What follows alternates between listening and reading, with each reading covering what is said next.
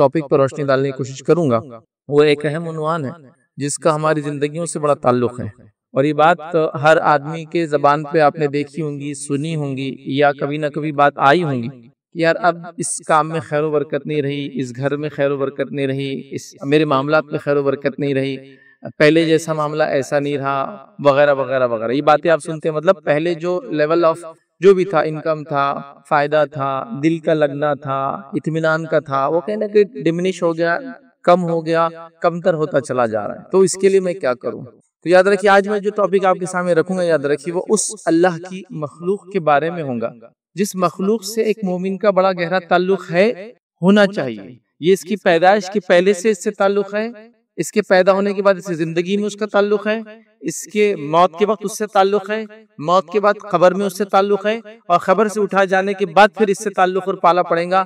پھر ان میں سے وہ لوگ جو سخت ترین ہوں گے وہ اٹھا کر جہنم میں پھینک دیں گے، اور اللہ نے جن کو جنت میں مقرر کیا ہوں گے جنت میں داخل کر دیں گے، استقبال کے ساتھ، ویلکم کے ساتھ۔ اور وہ اللہ کی مخلوق ہے، یاد رکھیں، جس کو ہم فرشتے کہتے ہیں، ملک یا ملک کہتے ہیں عربی میں، جو سنگولر ہے ایک ہوتا، اور ملائک یا ملائکہ یہ پلورل ہوتا ہے، یاد رکھیے، زائد میں جب ہوتا ہے، یاد رکھیے۔ تو فرشتہ جس کو عام زبان میں فارسی میں ہم فرشتہ بولتے ہیں، اردو میں آسانی سے لوگ سمجھتے ہیں اس کو۔ تو فرشتوں کے تعلق سے کچھ باتیں ہم دیکھیں گے۔ اللہ کی اس مخلوق سے جس کو ہم جن کہتے ہیں، اس سے لوگ ڈرتے تو برابر ہیں، لیکن اللہ کی اس مخلوق سے جن کو فرشتے کہتے ہیں ان سے محبت نظر نہیں آتی۔ یہ بات تو بالکل کامن ہے، ہر کسی سے پوچھ لیجئے جن، تو بس اس کو گھبراہٹ شروع ہو جاتی ہے۔ کوئی بول رہا میرے کو پالپیٹیشن، ہارٹ بیٹس بڑھ جا رہی میری، یہ جنوں کی باتیں مت کرو۔ کوئی بول رہا رات میں بات کرے تو میرے کو فجر تک نیند نہیں آ رہی، پھر اس سے فلاں ہو رہا۔ تو وہ اللہ کی ایک مخلوق سے جو کہ جن ہے، جو ہماری طرح کی مخلوق ہے، جس کو جنت اور جہنم جانا ہے، اس سے ہم ڈرتے ہیں۔ تو یہ ڈر کا ماحول تو ہر جگہ بنا ہوا ہے، مطلب جنوں کا تذکرہ ہے تو ڈر چالو ہو گیا۔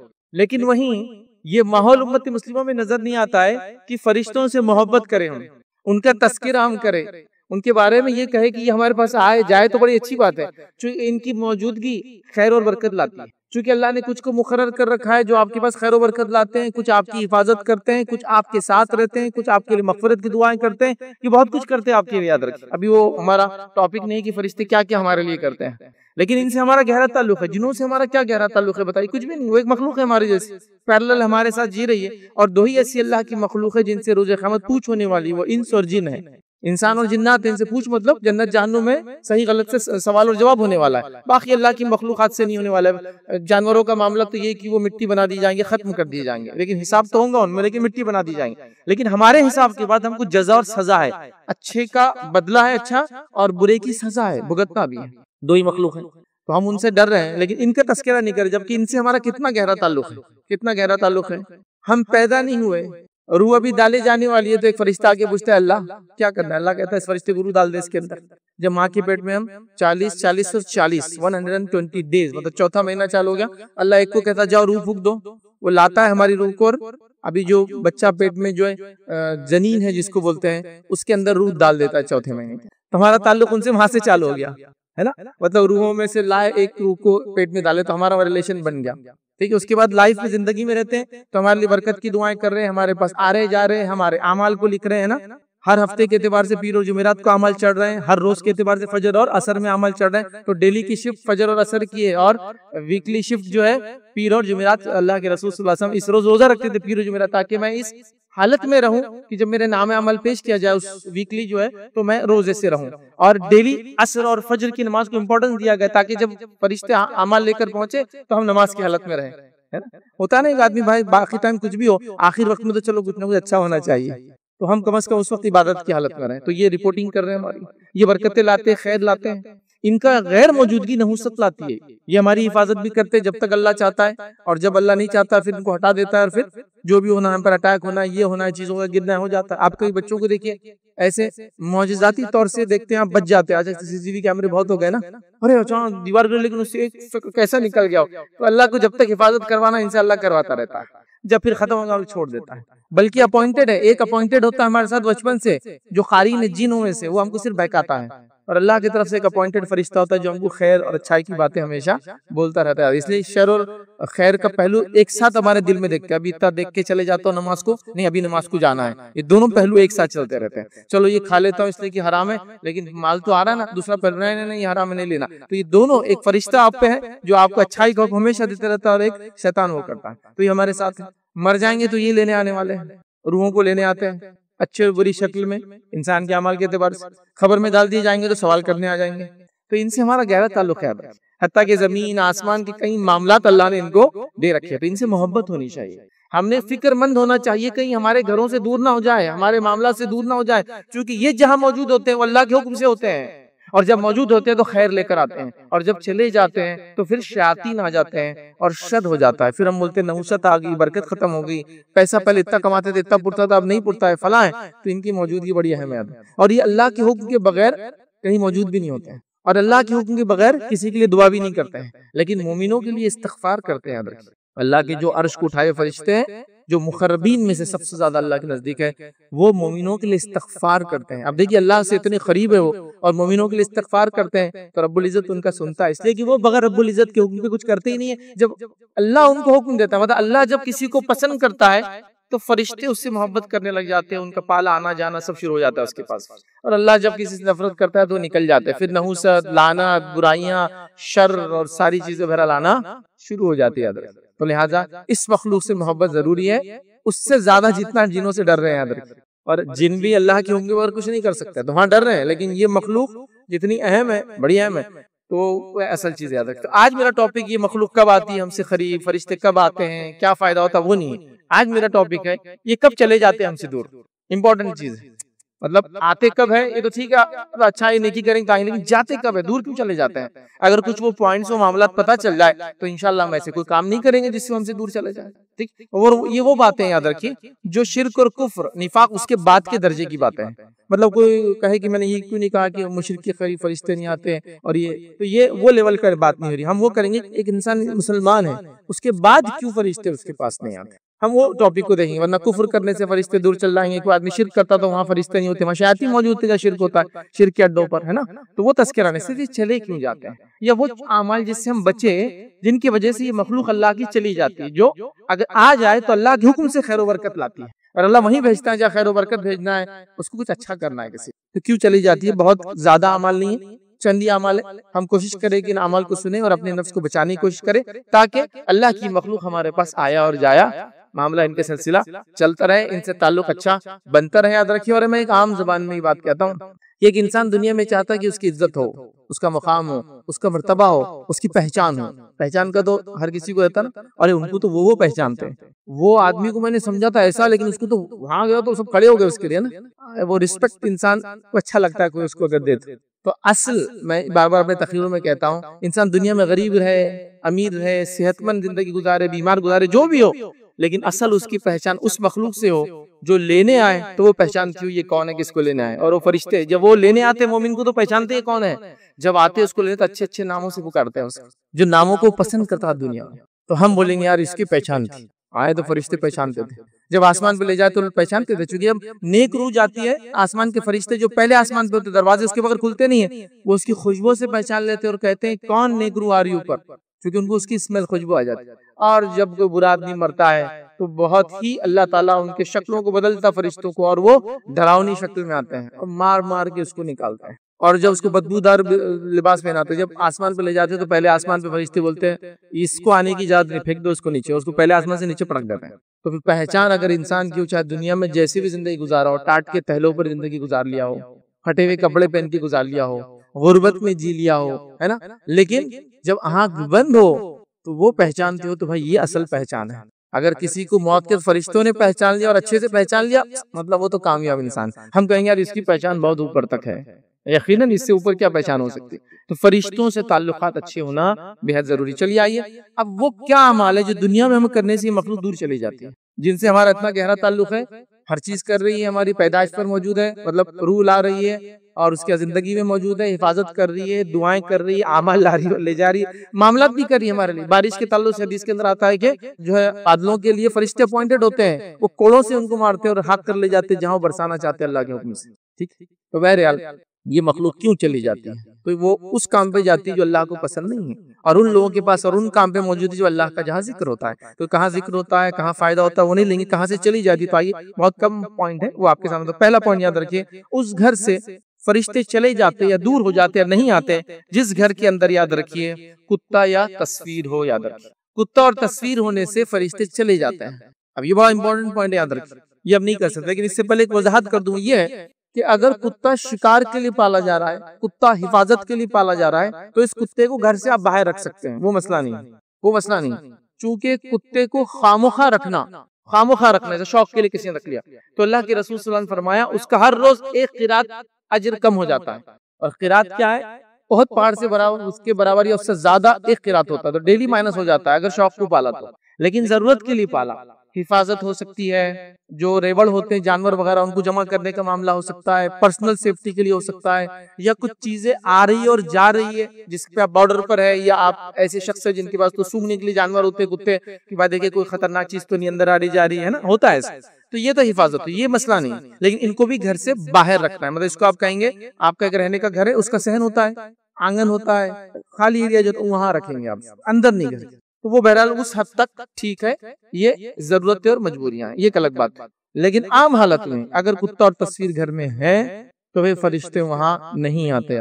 تو اس معاملے میں ہم کو بہت محتاط رہنا ہے، اور ایسی کوئی غلطی ہم نے نہیں کرنا ہے کہ فرشتوں کو خامخواہ دور کر دیں سوشل سٹیٹس کے چکر کے اندر کہ بھائی ہم بہت بڑے گھر کے ہو گئے تو کتا رہتا ہمارے گھر میں. کیوں رہتا؟ تم شکار پہ جاتے ہیں، شکار کر کے کھاتے آج کے دور میں، تم کو حفاظت کی ضرورت نہیں، کچھ نہیں، بس اب وہ چونکہ سب کچھ ہو گیا، اتنا پال لیا تو اب کتا پال رہے. بھائی اپنے رشتہ داروں کو پالو اتنا ہی ہے، تو مسکینوں کو پالو اتنا ہی ہے، تو معذور اور یتیم اس سماج میں کتنے ہیں، اور اس امت کے علاوہ انسانیت میں کتنے ہیں، وہاں خرچ کرو.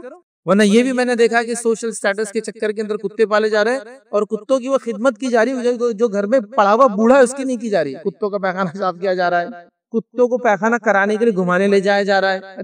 حد ہو گئی یار. ٹھیک ہے ایک جانور ہے ضرورت کے لیے، لیکن وہ جو سٹیٹس مینٹین کرنے کے چکر میں اس کی کنگھی کی جا رہی ہے. گھر میں بوڑھا باپ ہے، دادا کی کنگھی نہیں ہو رہی، کتوں کی کنگھی ہو رہی ہے. عجیب و غریب ہو گیا. تو ایک لمٹ ہوتی ہے ہر چیز کی. بہرحال تو ضرورت ایک الگ چیز. صحیح مسلم کی روایت ہے، نبی اکرم صلی اللہ علیہ وسلم فرماتے کہتے ہیں فرشتے اس گھر میں داخل نہیں ہوتے جس میں کتا داخل ہو اور جس میں جاندار کی تصویریں ہوں. تو اس گھر میں فرشتے داخل نہیں ہوتے ہیں. تو لہٰذا خامخواہ ہم کو کتے نہیں پالنا ہے، اور تصاویر کو ہم کو نہیں لٹکانا ہے. یاد رکھیں تصویروں کا معاملہ بھی آج کل بہت کامن ہوتا چلا جا رہا ہے. پہلے زمانے میں بھی تھا، آج بھی نظر آ رہا ہے کہ یادگار کے لیے والدین کی تصویر، یادگار کے لیے گھر کے بڑوں کی تصویر، یادگار کے لیے کے علاوہ برکت کے لیے فلاں پیر صاحب فقیر صاحب کی تصویر دیکھی ہوگی نا آپ نے. تو یہ تصاویر رکھنے سے فرشتے نہیں آتے. یاد رکھیں تو یہ نہیں آتے. نبی اکرم صلی اللہ علیہ وسلم ایک بار مرتبہ گھر میں گئے اور روایت میں آتا ہے کہ جبرائیل علیہ السلام اس گھر میں نہیں آئے. تو آپ نے کہا کہ جبرائیل، اور جب آئے تو دروازے کے باہر سے آواز دی. جب نبی کریم صلی اللہ علیہ وسلم باہر گئے پوچھا آپ اندر کیوں نہیں آ رہے؟ جب پہلے تو اندر آتے تھے. تو کہا آپ کے جو چارپائی تھی گھر میں اس کے نیچے کتے کا بچہ چلا گیا تھا، چھوٹا تھا شاید، تو آواز وغیرہ نہیں کیا، یہ معلوم نہیں ہوا. جب اس کو گھر سے نکالا گیا تو تب جو ہے فرشتے مطلب جبرائیل علیہ السلام گھر میں آئے. تو فرشتے نہیں آتے. تو کیا ہم رحمت، برکت، مغفرت کا جو سامان جمع کرتی مخلوق اس کو دور کرنا چاہتے اپنے گھروں سے؟ نہیں. تو کتوں کو اور تصویروں کو بلا وجہ نہیں. کچھ جگہ وجوہات ہو سکتی، کچھ جگہ مجبوریاں ہو سکتی، ایک الگ بات ہے، وہ آپ ڈسکس کر سکتے ہیں آپ کے علاقے کے جو مفتیان علماء سے. لیکن عام حالت میں تو یہ کوئی چیز نہیں ہوں گی. یاد رکھنا، ورنہ پھر یہ مخلوق فرشتے جن کو کہتے ہیں گھروں میں داخل نہیں ہوں گے، اور ان کے نہیں داخل ہونے سے پھر نحوست، برائی، رحمت کے خلاف زحمت کا معاملہ اور لعنتوں تک بات جا سکتی ہے. مطلب ہم خیر سے محروم ہو سکتے ہیں. تو لہٰذا اس معاملے میں محتاط رہے، یہ دو کام ہم نہ کریں. اور کتے کے الفاظ بار بار دیگر روایتوں میں بھی اس کے بعد آتے رہیں گے. یاد رکھیں ٹھیک ہے. تو ہم نے یہ دیکھ لیا یہ دو کام ہم کو نہیں کرنا ہے، ورنہ فرشتے دور چلے جاتے ہیں، نزدیک نہیں آتے. یاد رکھیں. اسی طرح ایک روایت کے اندر ہے، نبی کرم صلی اللہ علیہ وسلم سے مسلم کی روایت ہے، آپ نے فرمایا کہا کہ رسول اللہ صلی اللہ علیہ وسلم سفر سے تشریف لائے. اور یہ روایت ماں عائشہ کر رہی ہے کہ اللہ کے رسول صلی اللہ علیہ وسلم سفر سے تشریف لائے اور میں نے اپنے دروازے پر ایک جو ہے نقشی والا پردہ لٹکا رکھا تھا جس پر گھوڑوں کی تصویر تھی. پردہ لٹکا رکھا تھا جس پر گھوڑے بنے ہوئے تھے. اور ایک روایت میں کہ وہ گھوڑوں کو پر بھی تھے، مطلب یونیکارن سمجھو، ایسا کچھ تو بنا ہوا، ہم امیجنری کریچر ہے، وہ کوئی حقیقت میں نہیں ہوتا. تو وہ بنے تھے. آپ نے حکم دیا تو میں نے اس کو پھاڑ ڈالا.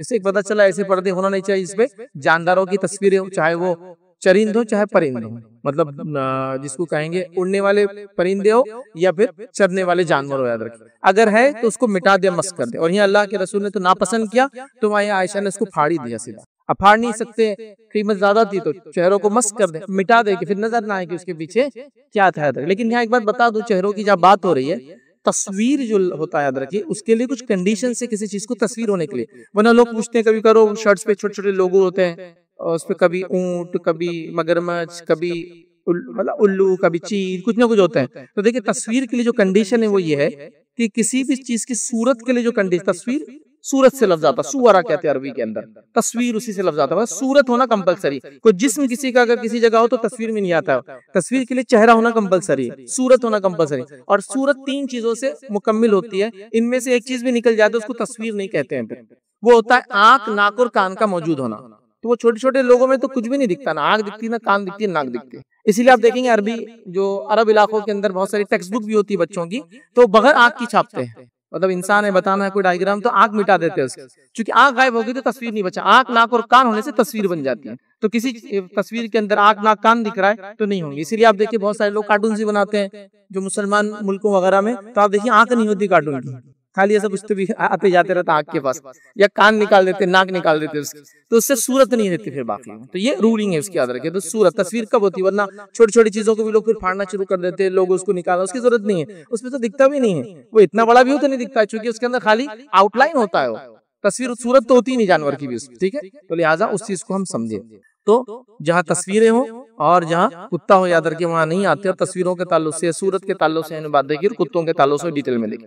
اسی طرح اللہ کے رسول صلی اللہ علیہ وسلم فرماتے اور کہتے ہیں، یہ صحیح مسلم کی روایت ہے، آپ نے فرمایا اور کہا کہ فرشتے ان مسافروں کے ساتھ نہیں رہتے جن کے ساتھ جو گھنٹہ رہتا ہے اور جن کے ساتھ سفر میں کتا رہتا ہے، تو مطلب کوئی آدمی سفر کر رہا ہے اور گھنٹہ لے کر چل رہا ہے، گھنٹے سے مراد کوئی ایسی چیز جس کو آپ جانتے ہیں نا، وہ گول اوپر سے کوئی کور ہوتا ہے، اندر کوئی چیز ہوتی ہے جو لگ کر بچتی ہے، جیسے کہ اس کی مثال لینا ہے تو عیسائی جو اپنی عبادت کے لیے چرچز کے باہر لگاتے ہیں، دیکھا آپ نے، بڑا گھنٹہ ہوتا ہے اور اس کو کوئی ایسا کھینچتا ہے تو اس سے ان کی عبادت کا وقت ہوتا ہے تو اس کو بجایا جاتا ہے، اور عیسائی عبادت کو بلانے کے لیے وہ گھنٹہ بجاتے ہیں، اور یہودی جو ہے عبادت کو بلانے کے لیے ایک جانور کا سینگ ہوتا ہے، تھوڑا سا گھما پیچیدہ ہوتا ہے، اس کو پھونکتے ہیں ادھر۔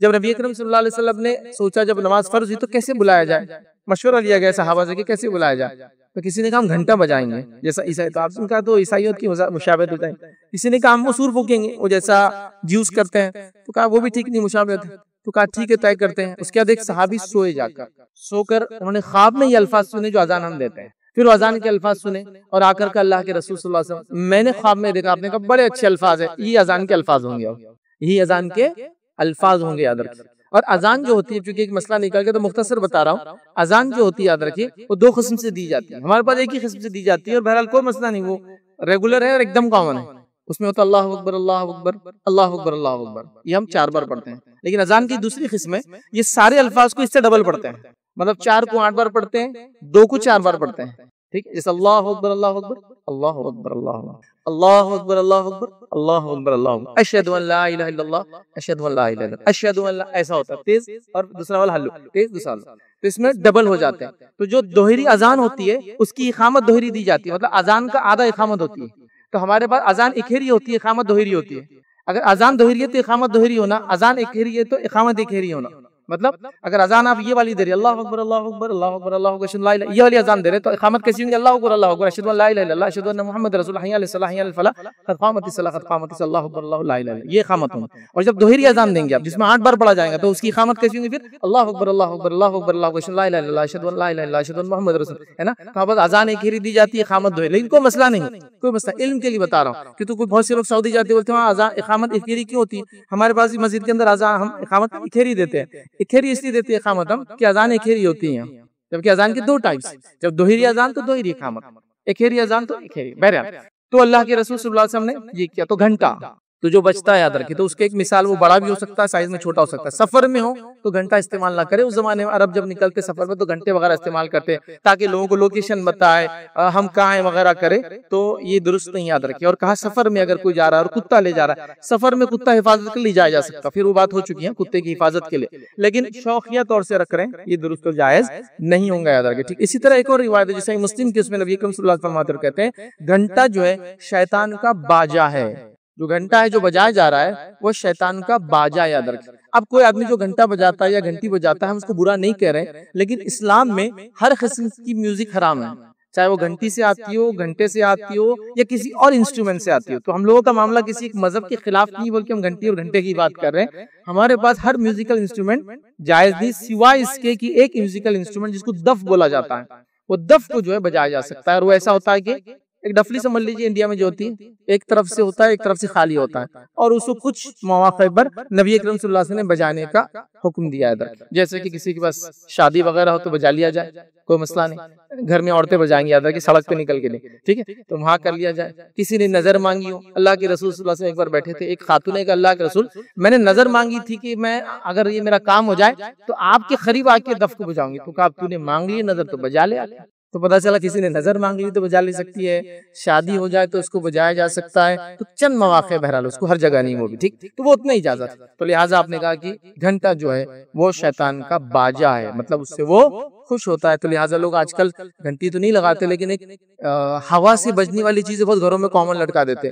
کچھ لمبے لمبے ہالو جو ہے میٹل کے کچھ ہوتے ہیں، اس میں ایک بیچ میں ایک لوہے کا ہوتا ہے، وہ ہوا چلی گی ٹن ٹن ٹن ٹن ٹن بجنا چالو ہو جاتا ہے. تو یہ درست نہیں، چونکہ وہ بھی گھنٹی کی ایک شکل ہے، ہوا سے کنٹینیوس بجتا رہتا ہے، درست نہیں. یاد رکھیں یہ سب چیزیں نہیں کرنا چاہیے، چونکہ رحمت کے فرشتے دور ہو جاتے ہیں، اور فرشتے کے دور ہونے سے رحمتیں ختم ہو جاتی ہے اور شیاطین بسنا شروع ہو جاتے ہیں. یہ اصل مسئلہ ہے. آئیے اس کے بعد اور کون سی چیز ہے جس کی وجہ سے فرشتے دور ہو جاتے ہیں، وہ سن لیجئے. نبی اکرم صلی اللہ علیہ وسلم فرماتے کہتے ہیں، ابو داؤد کی روایت ہے، اس میں کافی سارے الفاظ آپ نے فرمایا اور کہا رسول اللہ صلی اللہ علیہ وسلم ارشاد فرمایا، کہا 3 شخص ایسے ہیں جن سے فرشتے قریب نہیں آتے، مطلب دور ہو جاتے. اس کا مطلب 3 اشخاص ایسے جن سے فرشتے قریب نہیں آتے، ان سے دور ہو جاتے ہیں. پہلا آپ نے فرمایا کہا کافر کی لاش، اس کے پاس سے فرشتے دور بھاگ جاتے ہیں، وہاں نہیں رکتے ہیں. یاد رکھیں ٹھیک ہے، تو کافر کی لاش اس سے دور ہو جاتے ہیں. ٹھیک. دوسرا آپ نے فرمایا وہ شخص جو خلق کی خوشبو لگائے. اب خلق کی خوشبو کیا ہوتی ہے؟ یاد رکھیے خاص قسم کی اور زیادہ شدید اسمیل ہوتی تھی. یاد رکھیے یا ایک مرکب تھا، یہ کئی خوشبوؤں کا ایک مجموعہ بنایا جاتا تھا جس میں زعفران غالب رہتا تھا. بہت مجبور ہیں ایکسٹریم خوشبو جو خلق کہتے تھے. اللہ کے رسول صلی اللہ علیہ وسلم نے اس کو پسند نہیں کیا کہ کوئی خلق لگائے، چونکہ فرشتے اس سے بھی دور بھاگتے ہیں. چونکہ آپ دیکھیں ایکسٹریم خوشبو بھی ہوتے انسان بھی دور بھاگتے ہیں اس سے، یار اتنی خوشبو مت لگایا کرو. اور جن چیزوں سے ابن آدم کو تکلیف ہوتی ہے، حدیث میں الفاظ ہے، انہی چیزوں سے فرشتوں کو بھی تکلیف ہوتی ہے. حدیث اس طرح سے تھی وہ کہ اللہ کے رسول صلی اللہ علیہ وسلم فرمایا جو شخص یہ اور یہ کھائے ہماری مسجدوں میں نہ آئے. راوی کہتے ہیں اللہ کے رسول صلی اللہ علیہ وسلم نے پیاز اور لہسن کی طرف اشارہ کیا، چونکہ پیاز اور لہسن کھا کے آپ مسجد میں آئیں گے، اسٹرانگ اسمیل ہوتی ہے اس کی. حلال ہے، وہ کھانا حلال ہے، وہ الگ بات ہے، لیکن اس کو مسجد کھا کے مسجد نہیں آنا، کھائے تو اس کو منہ صاف کر لینا. اس میں اسٹرانگ اسمیل ہوتی ہے، آپ سنیں گے تو پسند نہیں آئیں گے. اب تو وہ خوشبو لگا کے جو آئے، مطلب یہ 2 کھائے تو نہ آئے، کیونکہ آپ نے فرمایا جس چیز سے ابن آدم کو تکلیف ہوتی ہے اس سے فرشتوں کو بھی تکلیف ہوتی ہے. تو یہ بدبو والا ہو گیا. ایکسٹریم خوشبو بھی یاد رکھیے، اس سے فرشتے دور چلے جاتے ہیں. اور آپ بھی دیکھیے اگر کوئی ایکسٹریم خوشبو لگائیں گے تو آپ کو پسند نہیں آئیں گے، آپ بھی اس سے دور ہٹ جائیں گے، یار اتنی خوشبو مت لگایا کرو، سر دکھنا چالو ہو گیا. تو آدم کی اولاد کو جس چیز سے تکلیف ہوتی ہے فرشتوں کو بھی ان چیزوں سے تکلیف ہوتی ہے. یاد رکھیے. اب اس میں یہ چیز بھی آپ دیکھیے، غور کیجئے کہ تمباکو اسمیل کرتا ہے، تو تمباکو کی اسمیل نہیں آلہ مول کے اس میں خوشبو ملائی جاتی ہے، وہ اتنی ایکسٹینس مطلب اتنی زیادہ خوشبو ہوتی ہے کہ آپ بولیں گے نہیں، ویسے وہ کھانا ہی چیز جائز نہیں. یاد رکھیے. اور اس پہ اس کی خوشبو اور تکلیف دے رہی تھی، وہ بھی آپ غور کیجئے، اتنی تیز آتی ہے آپ دور سے بولیں گے یار کوئی تو تمباکو کھانے والا ہے، چونکہ وہ تمباکو خوشبو چھپانے جو اس میں خوشبو ڈالی گئی وہ اتنی ہارڈ ہوتی ہے جس کی کوئی انتہا نہیں، چونکہ وہ اسمیل کو دبانے کے لیے ڈالی جاتی ہے اس کی. بہرحال تو خلق کی خوشبو لگائیں گا فرشتے قریب نہیں آتے. اور پھر فرمایا اللہ کے رسول صلی اللہ علیہ وسلم نے، یاد رکھیے اس کے تیسری چیز فرمایا اور کہا خلق کی خوشبو، اور تیسرا فرمایا اور کہا کہ جنوبی انسان جو ہوتا ہے اس سے بھی قریب فرشتے نہیں آتے ہیں. جنوبی کیا ہوتا ہے؟ جنوبی کا معنی انسان اس کیفیت میں ہو کہ جب اس کو غسل واجب ہو، چاہے وہ ہم بستری کی وجہ سے ہوا ہو یا پھر اس کو احتلام کی وجہ سے ہوا ہو، نائٹ فال کی وجہ سے ہوا ہو، ویٹ ڈریم کی وجہ سے ہوا ہو، تو اس کو کیا کرنا چاہیے؟ پھر غسل لینا چاہیے. اب سوال یہ آیا کہ اگر ایسا انسان کے ساتھ ہو جائے، انسان اپنی بیوی کے ساتھ سونا چاہتا ہے، اب حدیث کے الفاظ ہے کہ جنوبی کے پاس فرشتے نہیں آتے ہیں، تو کیا کرے؟ تو یاد رکھیے اگر انسان کو جنوبی حالت میں صبح اٹھ کے غسل لینا ہے تو پھر وہ وضو کر کے سوئیں گا، وضو کر کے سوئیں گا تو معاملہ کٹ ہو جائے گا. تو آپ نے فرمایا وہ شخص جو جنوبی حالت میں مگر یہ کہ وضو کر لے، وضو کر لیں گے تو مسئلہ ختم ہو جائے گا. ایک انسان جنابت کی حالت میں وہ کھانا چاہتا ہے تو وضو کر لے. ایک انسان جنابت کی حالت میں ابھی غسل لینا نہیں چاہتا، سونا چاہتا ہے تو وضو کر لے. ایک انسان جنابت کی حالت میں صبح اٹھ کے غسل کرنا چاہتا ہے فجر سے پہلے تو وہ وضو کر لے، وضو کر کے سونا چاہیے. اب ایک سوال یہ آتا ہے کیا وضو دائمی عبادت ہے؟ تو یاد رکھیں وضو دائمی عبادت ہے.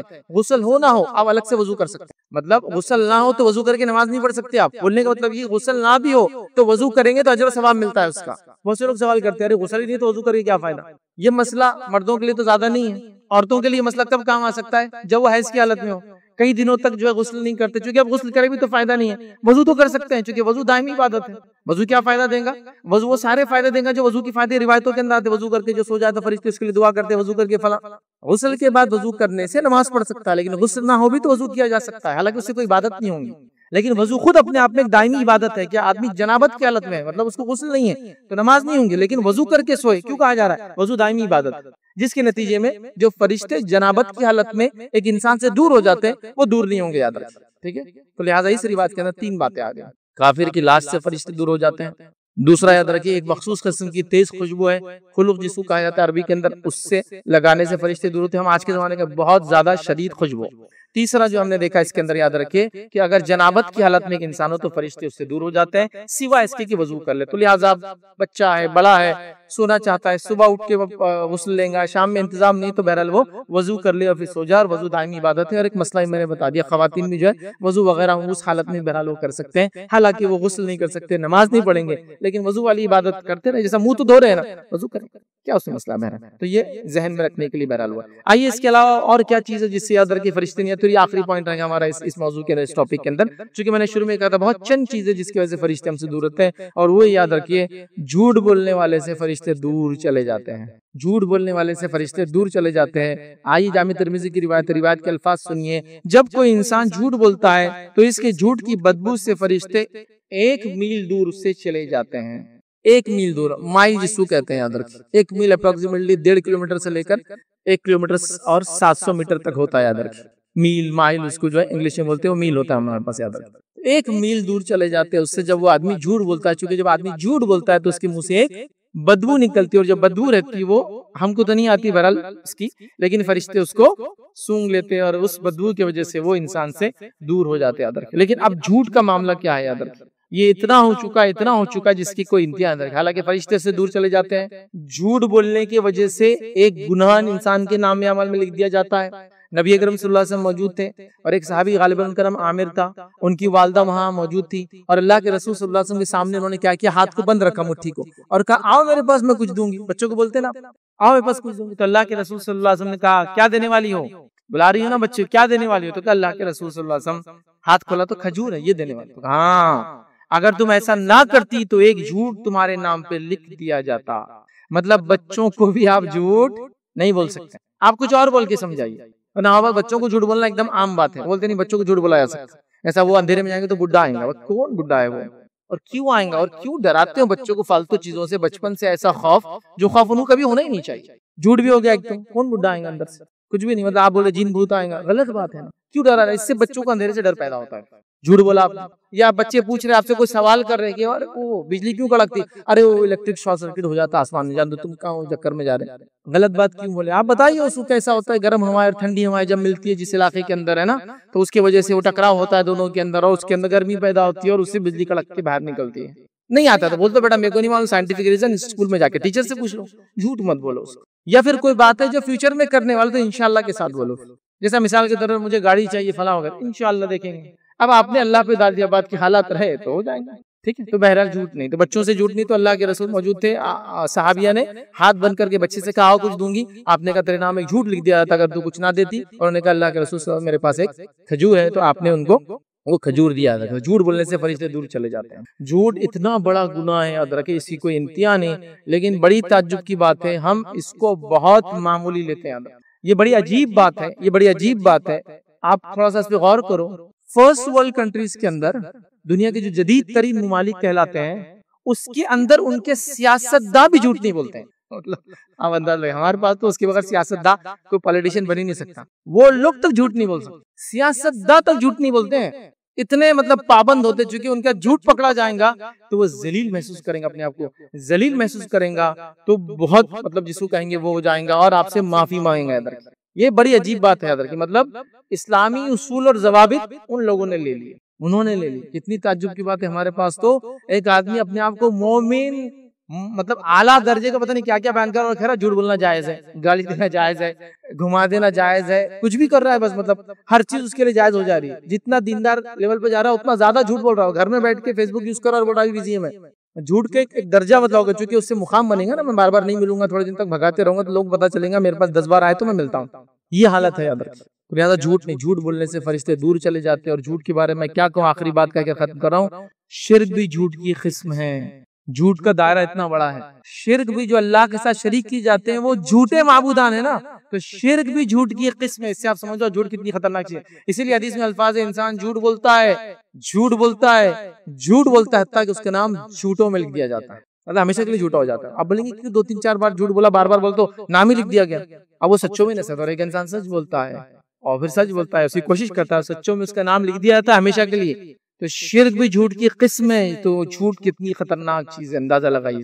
فرشتے اس بدبو کو سونگھ لیتے ہیں جو انسان جب جھوٹ بولتا ہے اور دور چلے جاتے ہیں۔ اور جھوٹ کے بارے میں آلریڈی ہم نے ایک لیکچر لے لیا، بس ایک مختصر بات بتاؤں جھوٹ کے بارے میں، ہر کوئی اس کو ذہن میں رکھے، جھوٹ کی اپنی ایک زندگی ہوتی ہے، وہ یقیناً آپ کی زندگی میں بار بار آپ کے سامنے آئیں گا، بار بار آئیں گا، آج نہیں آئیں گا۔ مثال دیتا ہوں، کالج لائف میں ایک جھوٹ بولا تھا، کالج لائف ختم ہو کے 25 سال ہو گئے، پھر ایک کوئی تو ملا رہے، یار تم نے کالج میں بولے نا تمہارے دادا کی زمین، اس کا کیا ہوگا؟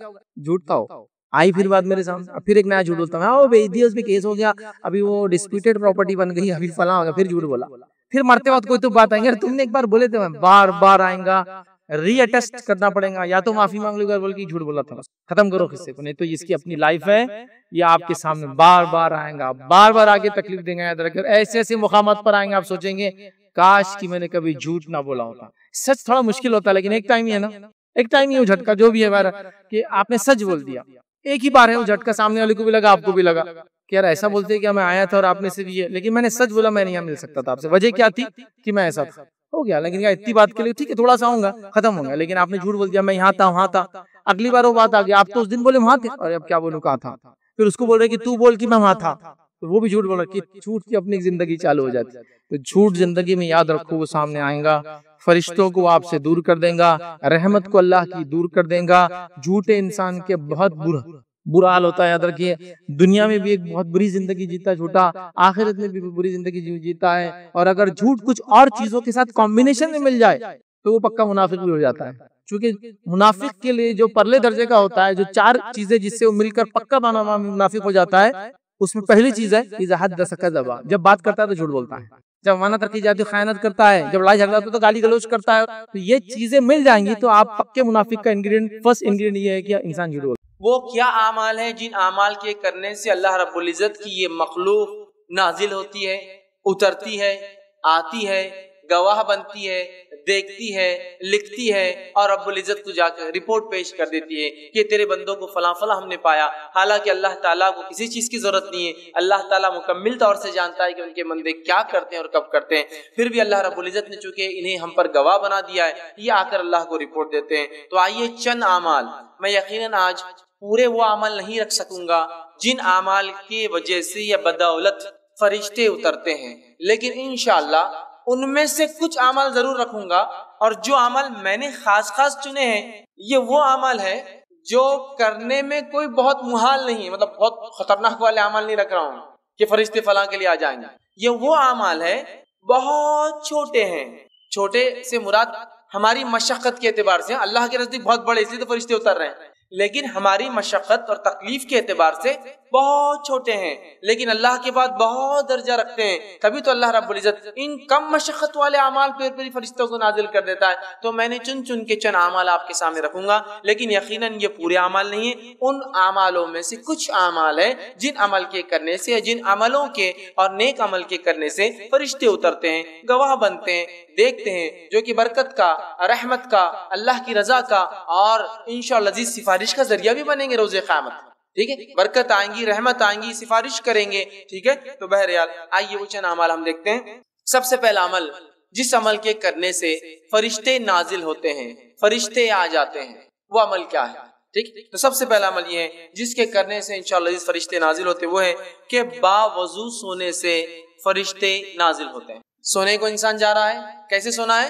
وضو کے ساتھ سونا ہے، بہت مشقت کا کام نہیں، سوائے کسی کے پاس اگر پانی نہ ہو تو، ٹھیک، ورنہ کوئی مشقت کا کام نہیں، انسان نے وضو کیا، اور آج کل تو الحمدللہ میں سمجھتا ہوں ہیٹر کے ساتھ ساتھ کولر بھی ہوتے ہیں حمام کے اندر کی، ٹھنڈا پانی بھی ہو اگر گرمی زیادہ ہو تو، اور گرم پانی بھی ہو اگر سردی زیادہ ہو تو مشقت کم ہوتی ہے. لیکن ہو سکتا ہے کبھی مشقت ہو یا پانی نہ ملے، تو انسان اگر وضو کر کے سوتا ہے اور اگر اس حدیث کے عمل کے مطابق کہ اس سے تو فرشتے نازل ہوتے ہیں، تو پھر میں سمجھتا ہوں یہ بہت ہی جو ہے نیکی کا اور برکت کا باعث بنتے ہیں، کیونکہ فرشتے ہر کسی کے لیے نہیں آتے. بات یاد رکھ لیجیے، یہ بات بھی بہرحال یاد رکھ لیجیے، فرشتے ہر کسی کے لیے نہیں اترتے ہیں.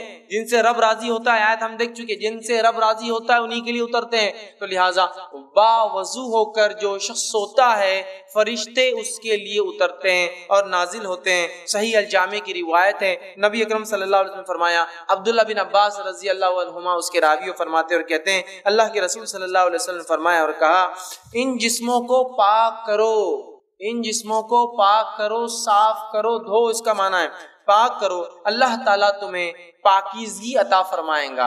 اگر جسموں کو پاک کرو گے تو اللہ پاکیزگی اعمال کے اعتبار سے، سوچ اور وچار کے اعتبار سے بھی انشاءاللہ عطا فرمائیں گا. تو اسلام میں پاکیزگی بڑی اہم چیز ہے. اور جب میں پاکیزگی کی بات کر رہا ہوں تو اپنے گھر کے حد تک کی پاکیزگی کی بات نہیں ہو رہی، پاکیزگی اپنے جسم کی، پاکیزگی جہاں ہم رہتے ہیں اس کی، پاکیزگی ہمارے محلوں کی، پاکیزگی جو ہمارے شہروں کی، اور پاکیزگی ہمارے ملکوں کی. ظاہر ہونا چاہیے کہ ہاں یہ مسلمان ہیں اور یہ ایک پاک باز قوم ہے، اس لیے کہ ان کا دین انہیں ہر چیز میں صاف ستھرائی کا حکم دیتا ہے. اور اسلام اتنا پاکیزہ دین ہے، میں آپ کو کیا بتاؤں کہ نبی اکرم صلی اللہ علیہ وسلم جب کھانے کے لیے جاتے تو آپ ہاتھ کو دھویا کرتے، ہاتھ کو دھویا کرتے، مطلب کھانے سے پہلے ہاتھ دھونا یہ اتنا اہم عمل ہے. یہ میں اس لیے آپ کو رکھ رہا ہوں کہ دنیا کے اندر یونیسیف کی طرف سے یا ورلڈ ہیلتھ آرگنائز WHO کے طرف سے ایک دن دنیا بھر میں منایا جاتا ہے، ہینڈ واشنگ ڈے، تاکہ لوگ عادی ہو ہاتھ دھو، چونکہ اکثر لوگ بغیر ہاتھ دھوئے کے کھانا کھاتے ہیں اور اکثر بیماریوں کی وجہ سائنسی اعتبار سے بغیر ہاتھ دھوئے کے کھانا کھانا ہے. تو ایک دن ہے پورا سال میں منایا جاتا ہے، صرف ہاتھ دھونا سکھایا جاتا ہے اس دن. ہمارے دین نے تو سکھا دیا کہ ہمارے ربی تو 5 وقت وضو کے علاوہ، غسل کے علاوہ کھانے سے پہلے ہاتھ دھوتے، اور صفائی پاکیزگی کا تو یہ معاملہ ہے. تو ان جسموں کو پاک کرو، اللہ تمہیں پاکیزگی عطا کرے. جو بندہ بھی طہارت کی حالت میں سوئے، یقیناً ایک فرشتہ اس کے ساتھ رات بسر کرتا ہے. جو انسان وضو کے ساتھ، طہارت کے ساتھ سوئے تو اس کے لیے ایک فرشتہ رات بھر بسر کرتا ہے. جب بھی وہ شخص رات کی کسی وقت کروٹ لیتا ہے، ادھر سے ادھر یا ادھر سے ادھر ہوتا ہے، تو فرشتہ کہتا ہے اے اللہ اپنے بندے کو اس کو معاف فرما دے، یقیناً یہ وضو کر کے سویا تھا. سبحان اللہ، وضو کر کے سویا، رات میں کروٹ لے رہا ہے، آرام اس کو مل رہا ہے، ایک فرشتہ تعینات ہے رات بھر دیکھ رہا ہے. جب بھی اس نے کروٹ بدلی وہ اللہ سے دعا کرتا ہے اللہ اس کی مغفرت کر دے، اس کو بخش دے، وجہ یہ وضو کر کے سویا تھا، تیرا پاکیزہ بندہ ہے. دیکھیے کتنی بڑی بات ہے، صرف وضو کر کے. اور یہ وضو کر کے سونا یاد رکھیے اس حالت میں بھی ہے کہ اگر آپ کو غسل نہ بھی ہو تو، اس لیے کہ وضو ایک مستقل عبادت ہے، غسل ہونا نہیں ہونا ایک دوسری چیز ہے. حالانکہ غسل اگر نہ ہو تو وضو سے آپ عبادت نہیں کر سکتے، لیکن وضو خود عبادت ہے. نبی اکرم صلی اللہ علیہ وسلم جنابت کی حالت میں ہوتے، جنوبی ہوتے، لیکن آپ جب اپنے بیویوں سے ملتے تو سونے سے پہلے آپ نے فرمایا اگر غسل نہ کر سکے تو وضو کر لیا کرو. اس لیے کہ جنوبی مطلب جو آدمی جنابت کی حالت میں ہوتا، بیوی سے ہم بستری کیا ہوا ہوتا ہے، فرشتے اس سے دور بھاگتے ہیں، لیکن وضو کرنے سے نزدیک آ جاتے ہیں. تو وضو کر کے آپ سوچیں، وضو مستقل عبادت ہے. تو وضو کا معمول رکھیے، وضو سے سویا کیجئے، غسل ہو نہ ہو، عورتیں ناپاکی کریں لیکن وضو کر کے سوئے. حدیث میں وضو کرنے والے کی فضیلت ہے. انسان جنابت کی حالت میں وضو کر کے سوئے، اس لیے کہ وضو کرنے والے کی کروٹ پر فرشتہ کھڑا ہے، انتظار کر رہا ہے، کروٹ لی وہ دعا کر رہا ہے. فائدہ تو ہمارا ہم نہیں لے رہے ہیں اور ایک فرشتہ ہمارے لیے مغفرت کی دعا کر رہا ہے. تو یہ مخلوق اللہ کی بڑی پاکیزہ مخلوق ہے. اگر یہ دعا کرتے ہیں تو یہ عمل کوئی معمولی اللہ کے نزدیک نہیں ہے، بڑا اہم عمل ہے. وضو کا عادت بنا لیجئے، دن ہو رات ہو، وضو ٹوٹے کہ دوسرا وضو کر لینا، وضو ٹوٹے کہ دوسرا وضو، ایک عادت بنا لیجئے تاکہ انشاءاللہ جس موت بھی آیا تو وضو کی حالت میں انسان چلے جاتے ہیں. تو بڑی اہم چیز یاد رکھیے. تو وضو کا معاملہ رکھیے. اور ان لوگوں کے لیے اس میں بہت بدبختی کی علامت ہے جو طہارت سے دن میں بھی رہتے تو رات میں کیا وضو کر کے سوئیں گے. بدبختی ہے نا، ظاہر سی بات ہے. ایسے لوگوں کے لیے فرشتے تھوڑی آئیں گے، شیاطین ساتھ رہیں گے ان کے، تو ہے نا. تو بہرحال کتنی بڑی فضیلت وضو کی آتی ہے. دوسرا وہ کام جس کے کرنے سے فرشتے نازل ہوتے ہیں، فرشتے اترتے ہیں، دعائیں کرتے ہیں. اور ظاہر سے فرشتوں کا اترنا یہ بہت سارے معنوں میں لیا جا سکتا ہے. دعا کرتے ہیں، مغفرت کی دعا کرتے ہیں، رحمت کی دعا کرتے ہیں، برکتیں لاتے ہیں، نصرت اور مدد کرتے ہیں. ٹھیک ہے، بہت سارے معنی ہو سکتے ہیں اس کے، ان کے اترنے کے. کئی چیزیں یہ کر سکتے ہیں اگر یہ اترتے ہیں تو. یہاں دوسری چیز جس چیز کے کرنے سے حدیث میں آتا ہے کہ فرشتے نازل ہوتے ہیں، اس چیز میں سے ایک چیز ہے اہل ذکر کی مجالس.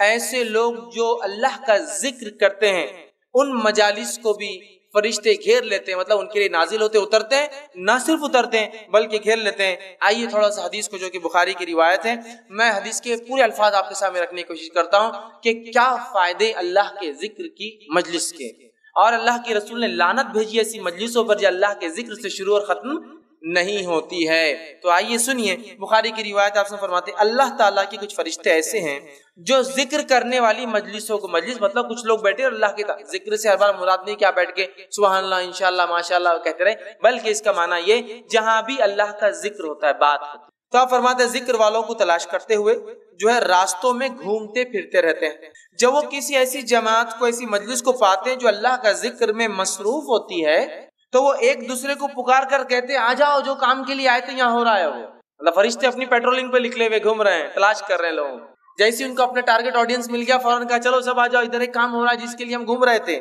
پکارتے اور کہتے ہیں کہ ادھر آؤ، یہاں تمہاری حاجت جو چیز کے لیے نکلے ہیں، طلب کی چیزیں، وہ یہاں ہے۔ وہ اہل مجلس کو آسمانی دنیا تک اپنے پروں سے ڈھانپ لیتے ہیں، اور اتنے جمع ہوتے ہیں چونکہ ان کو پر ہوتے ہیں، اور ایک پر ایک تہبت ہے پہلے آسمان تک چلی جاتی ان کی جو ہے تعداد، اتنا گھیرتے ہیں اس مجلس کو کہ یہاں جہاں ذکر ہو رہا ہے وہاں سے لے کر فرسٹ اسکائی تک، پہلے آسمان تک، بولے مجلس کو اپنے پروں سے ڈھانک لیتے ہیں۔ جب وہاں سے فارغ ہو کر جو ہے اللہ کے پاس جاتے، مجلس ختم ہو گئی، وہ اللہ کے پاس چلے گئے اپنا کام کر کے، چونکہ ان کا کام یہی ہوتا ہے صرف ذکر والوں کی مجلسوں کو نوٹ کرے اور چلے جائے۔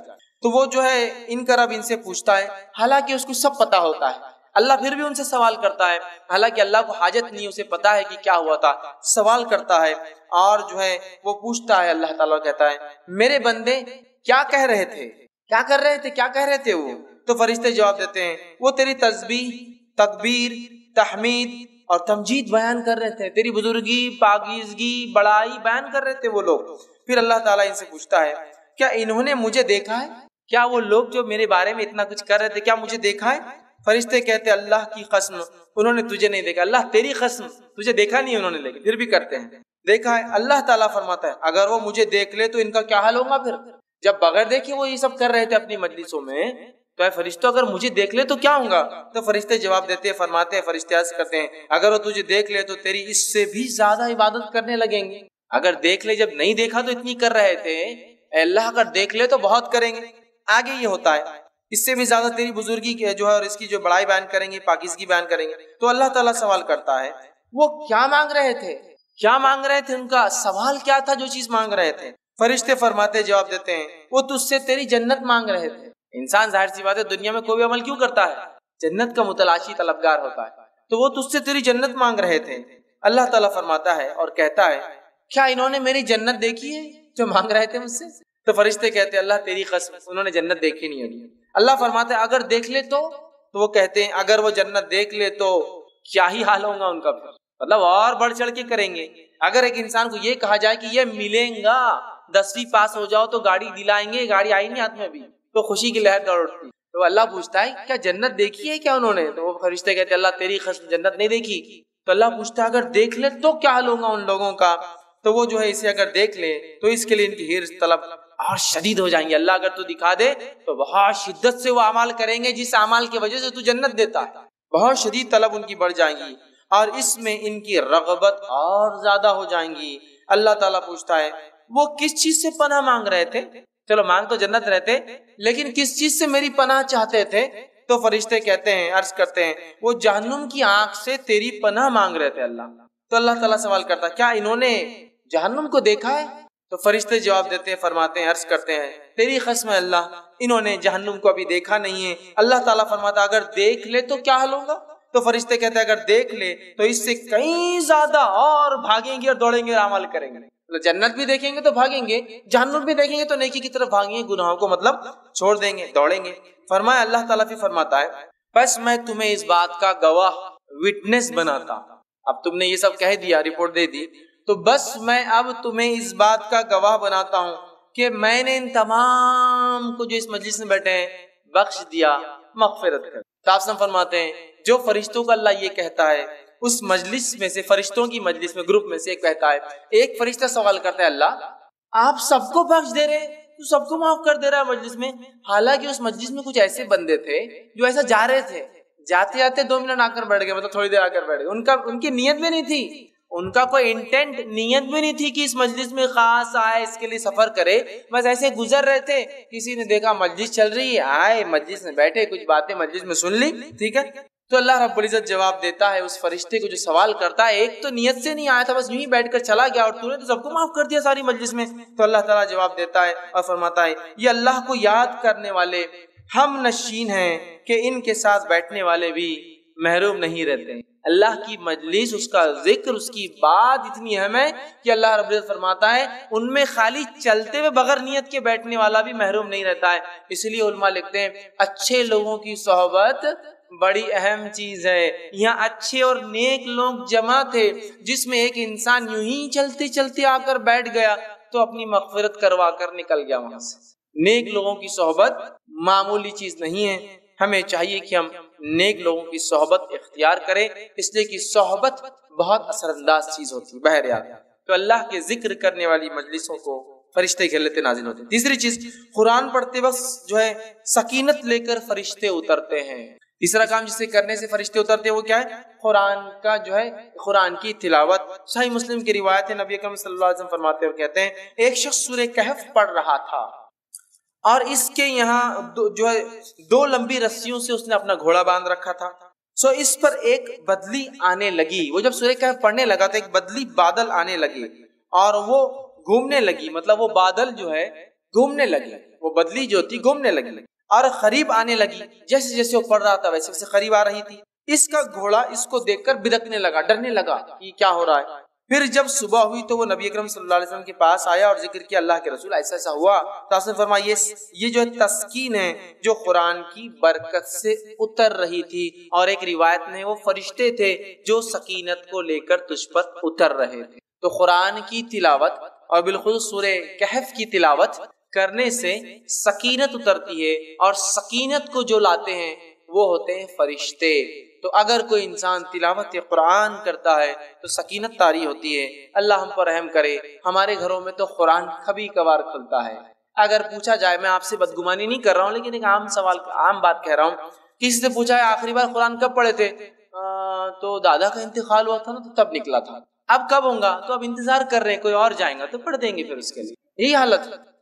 آخری بار کہاں وہ انتقال ہوا تھا, نہیں. اس کے علاوہ ہاں وہ جب گھر بنائے تھے نہ, جب پڑھ لیے تھے. اس کے بعد ہاں جب نئی دکان بنی, مطلب یاد بھی ہوتا, صدیوں سالوں کا رہتا. 10 سال پہلے دکان کھولی تو جب پڑھے تھے, پھر دادی مرے یا دادا مرے تب پڑھے تھے, پھر نئے گھر بنا تو تب پڑھے تھے. گویا قرآن صرف رسم کے طور پر رہ گیا. یا پھر خوب جھگڑا ہو جائے, اپنے طرف اپنے حق کی بات ہو تو پھر قرآن پڑھ لیتے تھے, وہ قرآن میں لکھا ہوا ہے. اپنے خلاف ہو تو پھر نہیں, وہ سب ٹھیک نہیں, جو چل رہا ہے اس کو ماننا پڑے گا.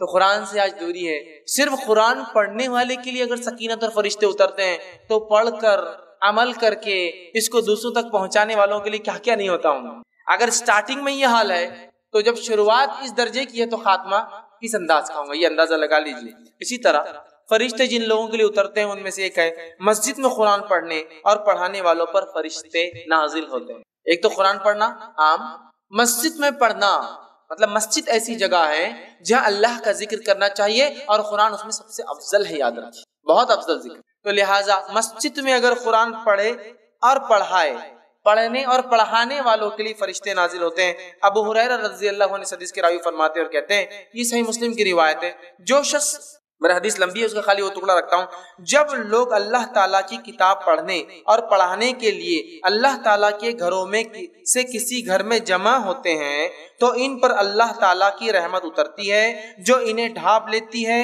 فرشتے انہیں گھیر لیتے ہیں اور اللہ تعالیٰ فرشتوں میں ان کا ذکر کرتا ہے. تو جب مسجد میں قرآن پڑھا جاتا ہے تو نتیجہ یہ نکلتا ہے کہ اس کے نتیجے میں فرشتے نازل ہوتے ہیں کہ تو قرآن پڑھا جا رہا ہے, اور جو ہے اس کو گھیر لیتے ہیں, اور اللہ تعالیٰ فرشتوں میں ان لوگوں کا ذکر کرتا ہے جو مسجد میں قرآن پڑھتے یا دوسروں کو پڑھاتے ہیں. ٹھیک ہے, تو ہمیں معمول بنانا چاہیے کہ اللہ کے گھروں میں اللہ کی کتاب پڑھی جائے, اور بالخصوص چونکہ ہم لوگ عربی زبان نہیں جانتے, اس کا ضرور اہتمام ہو کہ ہمارے مسجدوں یا گھروں میں جب قرآن پڑھا جائے تو ترجمہ بھی ساتھ پڑھا جائے, اور ہو سکے تو ایک قدم اور آگے بڑھ کے تفسیر بھی ضرور پڑھی جائے.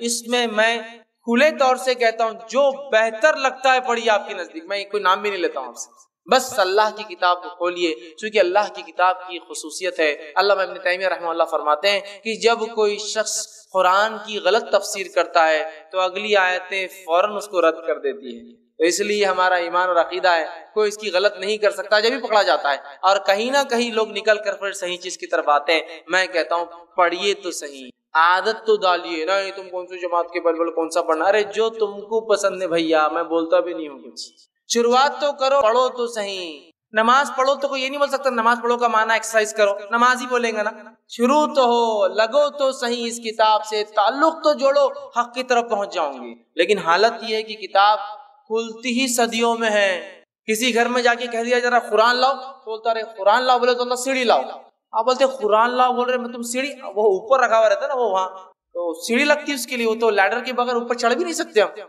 ٹھیک ہے، سیڑھی لا کے اس کو پورا وہ آپ کے ایئر کلینر سے پورا اس کو صاف کرنا پڑتا، چونکہ صدیوں کی دھول ہے، پھر وہ نکل کر آتا اور پھر پڑھا جاتا، پھر تعریف بھی ہوتی ہے، ہمارے شگڑ دادا نے وہ لائے تھے تب کا ہے، ارے میرے بھائی سبحان اللہ، اتنے دن کا بچا کیوں وہ قرآن، استعمال ہو کے، چونکہ دنیا کے اوراق میں پڑ جاتے ہیں، استعمال کر کر کے ختم کر دینا تھا، نیا لانا چاہیے تھا، رکھا کیوں کہ اللہ کی کتاب گائیڈ بک جو کتاب رہنمائی دیتی دنیا میں، اس کو اتنا صاف ستھرا کیوں رکھا، پڑھو، پڑھ کے اس کو جو استعمال کرو، اس کے اوراق ڈھیلے ہوں گے، پھٹ جائیں گے، نئے لانا پڑیں گے۔ اور یہ مطلوب بھی یاد رکھیے، قرآن کو پھاڑنا نہیں، پڑھنے سے اس کتاب کی حالت ہو جاتی ہے نا۔ دیکھیے جو قرآن بچے طالب علم حافظ بنتے ہیں، ان کے قرآن کی حالت دیکھیے کیسے جاتے ہیں، پڑھنے سے آپ پیچھے کا ورق پڑ جاتا، سامنے کے 4 صفحے پڑھ گئے، بیچ کے ورق، کیوں؟ اس لیے کہ وہ استعمال کر رہا ہے نا، اس کتاب کو یوز کر رہا ہے نا، تو دنیاوی کاغذ ہے تو خراب ہو جاتا ہے۔ تو ہماری تو یہ حالت ہے، پڑھنے پڑھانے کا نظم ضرور بانی۔ اسی طرح وہ عمل جس کے کرنے سے فرشتے نازل ہوتے ہیں، اس میں سے ایک عمل ہے سوتے وقت آیت الکرسی کا پڑھنا، اس سے فرشتے نازل ہوتے ہیں، اور اتنا سادہ، اتنا آسان، اتنا چھوٹا عمل ہے آیت الکرسی، 10 جملے اس میں، صرف آیت تو ایک ہی ہے لیکن جملے 10 ہے اس کے اندر، 10 جملے ایک آیت، وہ بھی نہیں ہوتا سوتے وقت، ہے نا۔ اور ویسے بھی بہت سارے لوگوں کو ذکر کا موقع کہاں ملتا، ٹی وی دیکھتے دیکھتے آنکھ بند ہوتی، ٹی وی چالو ہے، آوازیں چالو ہے، جب تک آواز آئی نہیں تو نیند بھی نہیں آتی، سائیکولوجیکل ڈسٹرب ہو گئے اس کو دیکھ دیکھ کر، اطمینان کھو بیٹھے ہیں، شور کے اندر نیند آتی، ہاں تو پھر وہ دیکھتے ہیں سوری کہاں اللہ کا ذکر، اور کیا ہے آیت الکرسی، پڑھا کیجئے۔ صحیح بخاری کی روایت ہے، ابو ہریرہ رضی اللہ عنہ فرماتے ہیں، حدیث بہت لمبی ہے، اتنا وقت نہیں کیونکہ بہت طویل حدیث ہے، آپ سب جانتے بھی اس روایت کو۔ ابو ہریرہ رضی اللہ عنہ فرماتے ہیں، میں جو ہے زکوٰۃ کے کھجوروں پر مجھے تعینات کیا گیا تھا، رات میں ایک شخص آیا اور زکوٰۃ کی کھجوریں جس جگہ بھر کر رکھی گئی تھی اس کنٹینر کو پھاڑ کر چرانے لگا، میں نے جا کر پکڑا اور کہا کہ اب صبح اللہ کے رسول صلی اللہ علیہ وسلم کے پاس لے جاؤں گا، کھجور چرا رہے تھے، زکوٰۃ کا مال چرا رہے تھے، تو کہا نہیں میرے بیوی بچے بہت بھوکے، میں کل نہیں آؤں گا، تم چھوڑ دو مجھے، کہا ٹھیک ہے اب کل نہیں آنا، چھوڑ دیتے، چونکہ رحم کھا کر کہ یار بیچارہ بھوکے بچے بھی، چلو ٹھیک ہے۔ صبح اٹھتے ہیں فجر میں، کہتے اللہ کے رسول کر رہا تھا، ایک آدمی آیا تھا کھجور چرا رہا تھا، پھر آپ نے کہا کیا ہوا، تو کہا وہ بولا بیوی بچے بھوکے تو میں نے لے جانے دیا، تو کہا ابو ہریرہ آج پھر آئیں گا، کہ اللہ کے رسول، اس نے تو کہا لیکن کہ نہیں آئیں گا، نے کہا آج آئیں گا۔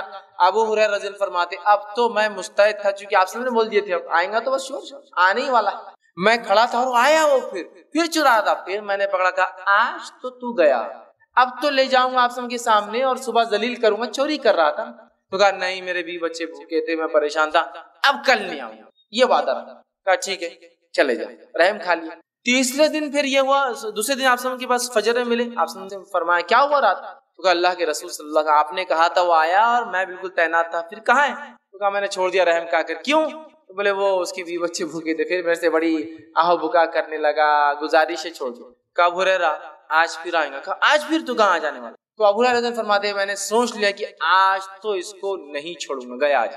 تیسرے دن پھر آیا، پکڑا، کہا آج کوئی ریکویسٹ نہیں، کوئی گزارش نہیں، کوئی بات نہیں چلنے والی، 2 دن سے تم آ رہے ہو، تیسرے دن آیا، کہا اب نہیں، تو کہا آج چھوڑ دو اب نہیں آؤں گا، میں ایک بات تمہیں ایک کلمہ سکھا دیتا ہوں، اگر اس کلمے کو پڑھ لو تو فرشتہ ایک آسمان سے نازل ہوتا ہے جو رات بھر فجر تک تمہاری حفاظت کرتا ہے اور شیاطین تم سے دور بھاگ جاتے ہیں۔ کہا کیا ہے؟ تو کہا سوتے وقت جو ہے آیت الکرسی پڑھ لینا۔ صبح ہوئی، فجر کی نماز پڑھی، نبی اکرم صلی اللہ علیہ وسلم ملاقات ہوئی، کہا ہریرہ تمہارے قیدی کا کیا ہوا، آیا تھا؟ تو کہا آج بھی آیا تھا۔ کہا کہاں ہے؟ تو کہا میں نے آج بھی چھوڑ دیا اس کو۔ تو کہا کیوں؟ تو کہا اس نے ایک کلمہ مجھے سکھا دیا جس کلمے کے بارے میں اس نے یہ کہا کہ اس کو پڑھنے سے رات بھر ایک فرشتہ اترتا ہے، نازل ہو کے حفاظت کرتا ہے، میں نے چھوڑ دیا۔ تو کہا ابو ہریرہ یہ بات اس نے سچ کہی ہے اور تم جانتے ہو وہ کون تھا؟